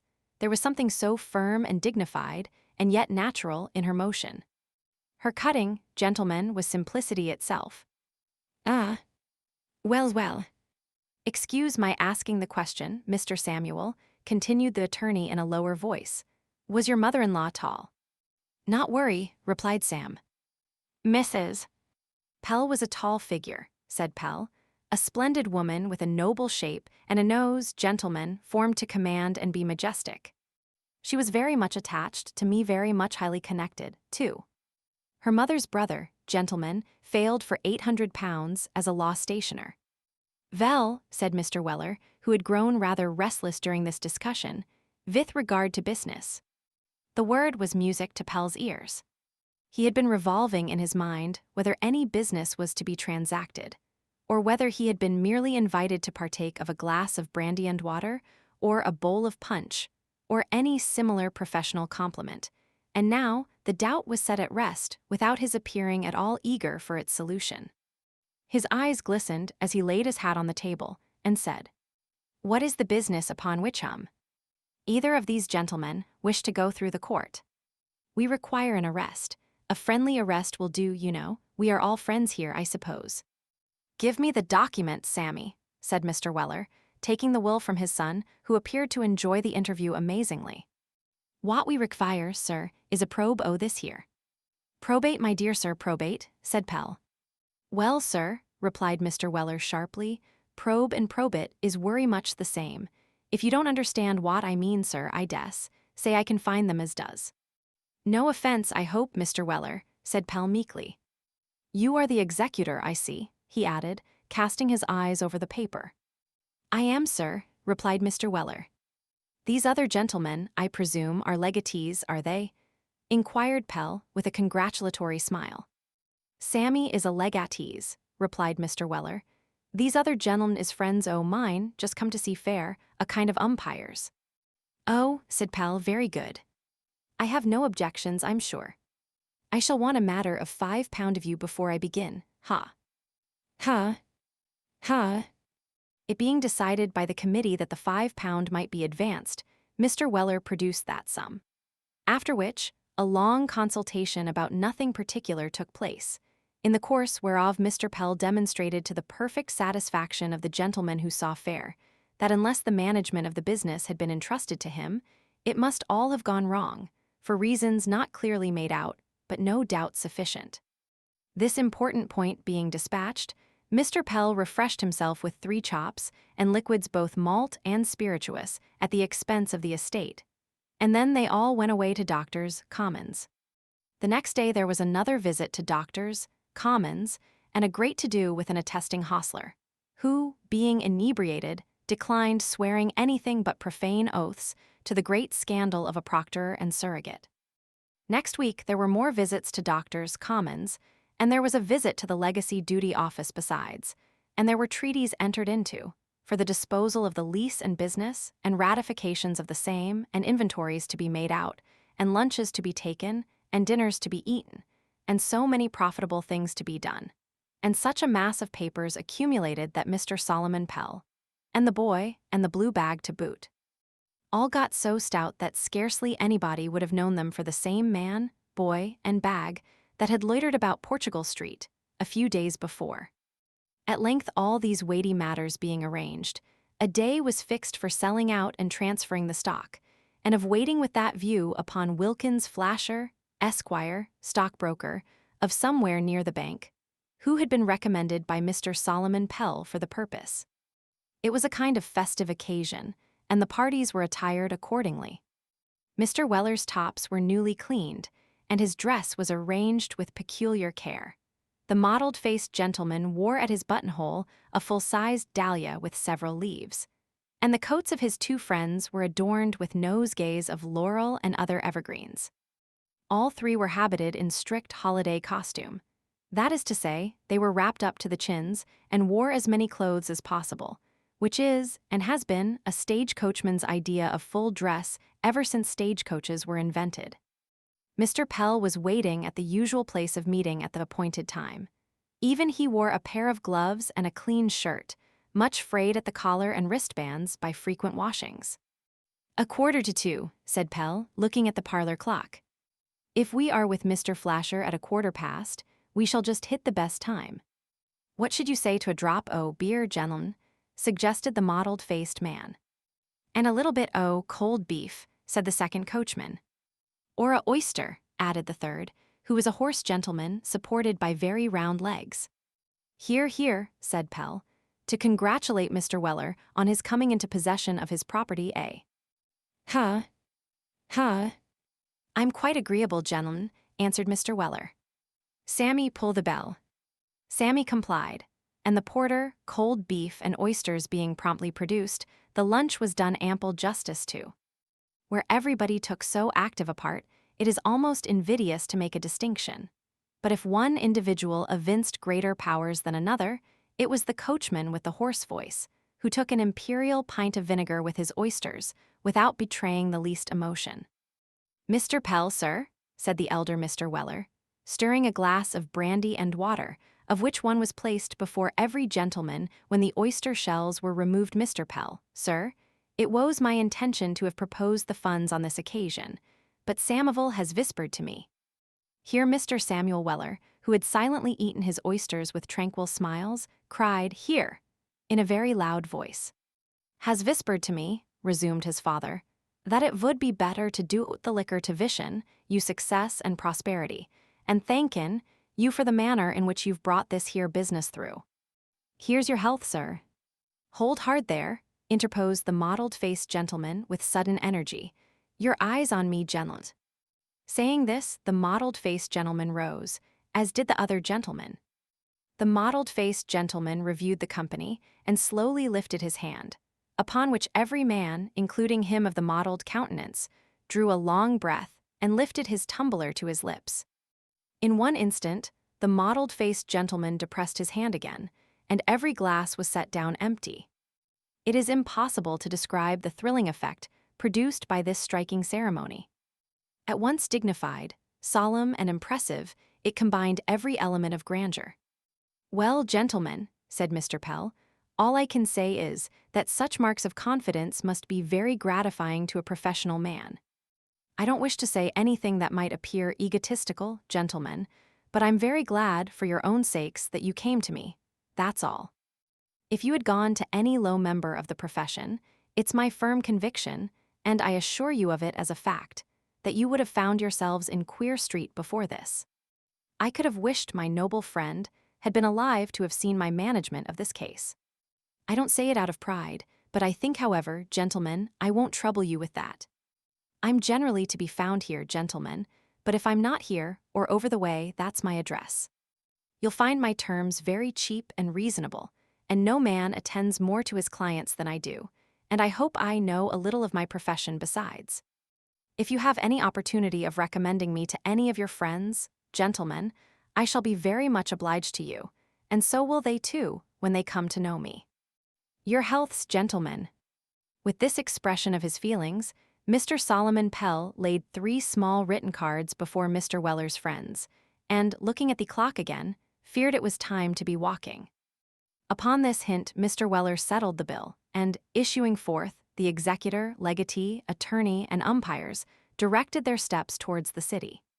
The office of Wilkins Flasher, Esquire, of the Stock Exchange, was in a first floor up a court behind the Bank of England. The house of Wilkins Flasher, Esquire, was at Brixton, Surrey. The horse and stanhope of Wilkins Flasher, Esquire, were at an adjacent livery stable. The groom of Wilkins Flasher, Esquire, was on his way to the West End to deliver some game. The clerk of Wilkins Flasher, Esquire, had gone to his dinner. And so Wilkins Flasher, Esquire himself, cried, "Come in," when Mr. Pell and his companions knocked at the counting-house door. "Good morning, sir," said Pell, bowing obsequiously. "We want to make a little transfer, if you please." "Oh, just come in, will you?" said Mr. Flasher. "Sit down a minute, I'll attend to you directly." "Thank you, sir," said Pell, "there's no hurry." "Take a chair, Mr. Weller." Mr. Weller took a chair, and Sam took a box, and the umpires took what they could get, and looked at the almanac and one or two papers which were wafered against the wall, with as much open-eyed reverence as if they had been the finest efforts of the old masters. "Well, I'll bet you half a dozen of claret on it. Come," said Wilkins Flasher, Esquire, resuming the conversation to which Mr. Pell's entrance had caused a momentary interruption. This was addressed to a very smart young gentleman who wore his hat on his right whisker, and was lounging over the desk killing flies with a ruler. Wilkins Flasher, Esquire, was balancing himself on two legs of an office stool, spearing a wafer box with a penknife, which he dropped every now and then with great dexterity into the very center of a small red wafer that was stuck outside. Both gentlemen had very open waistcoats and very rolling collars, and very small boots, and very big rings, and very little watches, and very large guard chains, and symmetrical inexpressibles, and scented pocket handkerchiefs. "I never bet half a dozen," said the other gentleman. "I'll take a dozen." "Done, Simmery, done," said Wilkins Flasher, Esquire. "P mind," observed the other. "Of course," replied Wilkins Flasher, Esquire. Wilkins Flasher, Esquire, entered it in a little book with a gold pencil case, and the other gentleman entered it also in another little book with another gold pencil case. "I see there's a notice up this morning about Boffer," observed Mr. Simmery. "Poor devil, he's expelled the house." "I'll bet you 10 guineas to 5, he cuts his throat," said Wilkins Flasher, Esquire. "Done," replied Mr. Simmery. "Stop." "I bar," said Wilkins Flasher, Esquire, thoughtfully. "Perhaps he may hang himself." "Very good," rejoined Mr. Simmery, pulling out the gold pencil case again. "I've no objection to take you that way." "Say, makes away with himself." "Kills himself, in fact," said Wilkins Flasher, Esquire. "Just so," replied Mr. Simmery, putting it down. "Flasher 10 guineas to 5, Boffer kills himself. Within what time shall we say?" "A fortnight," suggested Wilkins Flasher, Esquire. "Confound it, no," rejoined Mr. Simmery, stopping for an instant to smash a fly with the ruler. "Say a week." "Split the difference," said Wilkins Flasher, Esquire. "Make it 10 days." "Well, 10 days," rejoined Mr. Simmery. So it was entered down on the little books that Boffer was to kill himself within 10 days, or Wilkins Flasher, Esquire, was to hand over to Frank Simmery, Esquire, the sum of 10 guineas, and that if Boffer did kill himself within that time, Frank Simmery, Esquire, would pay to Wilkins Flasher, Esquire, 5 guineas instead. "I'm very sorry he has failed," said Wilkins Flasher, Esquire. "Capital dinners he gave." "Fine port he had too," remarked Mr. Simmery. "We are going to send our butler to the sale tomorrow to pick up some of that 64. "The devil you are," said Wilkins Flasher, Esquire. "My man S going too. 5 guineas my man outbids your man." "Done." Another entry was made in the little books, with the gold pencil cases, and Mr. Simmery, having by this time killed all the flies and taken all the bets, strolled away to the stock exchange to see what was going forward. Wilkins Flasher, Esquire, now condescended to receive Mr. Solomon Pell's instructions, and having filled up some printed forms, requested the party to follow him to the bank, which they did. Mr. Weller and his 3 friends staring at all they beheld in unbounded astonishment, and Sam encountering everything with a coolness which nothing could disturb. Crossing a courtyard which was all noise and bustle, and passing a couple of porters who seemed dressed to match the red fire engine which was wheeled away into a corner, they passed into an office where their business was to be transacted, and where Pell and Mr. Flasher left them standing for a few moments, while they went upstairs into the will office. "What place is this here?" whispered the mottled-faced gentleman to the elder Mr. Weller. "Counsel's office," replied the executor in a whisper. "What are them gentlemen a settin' behind the counters?" asked the horse coachman. "Reduced councils, I suppose," replied Mr. Weller. "Ain't they the reduced councils, Samuel?" "Why, you don't suppose the reduced councils is alive, do you?" inquired Sam, with some disdain. "How should I know?" retorted Mr. Weller. "I thought they looked worry like it." "What are they, then?" "Clerks," replied Sam. "What are they all a-eatin' ham sandwiches for?" inquired his father. "'Cause it's in their duty, I suppose," replied Sam. "It's a part o' the system. They're always a-doin' it here all day long." Mr. Weller and his friends had scarcely had a moment to reflect upon this singular regulation as connected with the monetary system of the country, when they were rejoined by Pell and Wilkins Flasher, Esquire, who led them to a part of the counter above which was a round blackboard with a large W on it. "What is that for, sir?" inquired Mr. Weller, directing Pell's attention to the target in question. "The first letter of the name of the deceased," replied Pell. "I say," said Mr. Weller, turning round to the umpires, "there's something wrong here. We's our letter this won't do." The referees at once gave it as their decided opinion that the business could not be legally proceeded with, under the letter W, and in all probability it would have stood over for one day at least, had it not been for the prompt, though, at first sight, undutiful behavior of Sam, who, seizing his father by the skirt of the coat, dragged him to the counter, and pinned him there, until he had affixed his signature to a couple of instruments, which, from Mr. Weller's habit of printing, was a work of so much labor and time, that the officiating clerk peeled and ate 3 ribstone pippins while it was performing. As the elder Mr. Weller insisted on selling out his portion forthwith, they proceeded from the bank to the gate of the stock exchange, to which Wilkins Flasher, Esquire, after a short absence, returned with a check on Smith, Payne, and Smith for £530, that being the money to which Mr. Weller, at the market price of the day, was entitled, in consideration of the balance of the second misses. Weller's funded savings. Sam's £200 stood transferred to his name, and Wilkins Flasher, Esquire, having been paid his commission, dropped the money carelessly into his coat pocket and lounged back to his office. Mr. Weller was at first obstinately determined on cashing the check in nothing but sovereigns, but it being represented by the umpires that by so doing he must incur the expense of a small sack to carry them home in, he consented to receive the amount in £5 notes. "My son," said Mr. Weller, "as they came out of the banking house, my son and me has a worry particular engagement this arternoon, and I should like to have this here business settled out of hand. So let's just go straight ave sumvirs, vir vi can hoard at the accounts." A quiet room was soon found, and the accounts were produced and audited. Mr. Pell's bill was taxed by Sam, and some charges were disallowed by the umpires. But notwithstanding Mr. Pell's declaration, accompanied with many solemn asseverations that they were really too hard upon him, it was by very many degrees the best professional job he had ever had, and one on which he boarded, lodged, and washed for 6 months afterwards. The umpires, having partaken of a dram, shook hands and departed, as they had to drive out of town that night. Mr. Solomon Pell, finding that nothing more was going forward, either in the eating or drinking way, took a friendly leave, and Sam and his father were left alone. "There," said Mr. Weller, thrusting his pocketbook in his side pocket. "Vith the bills for the lease, and that, there's £1,180 here. Now, Samivel, my boy, turn the horses' heads to the George and Walter."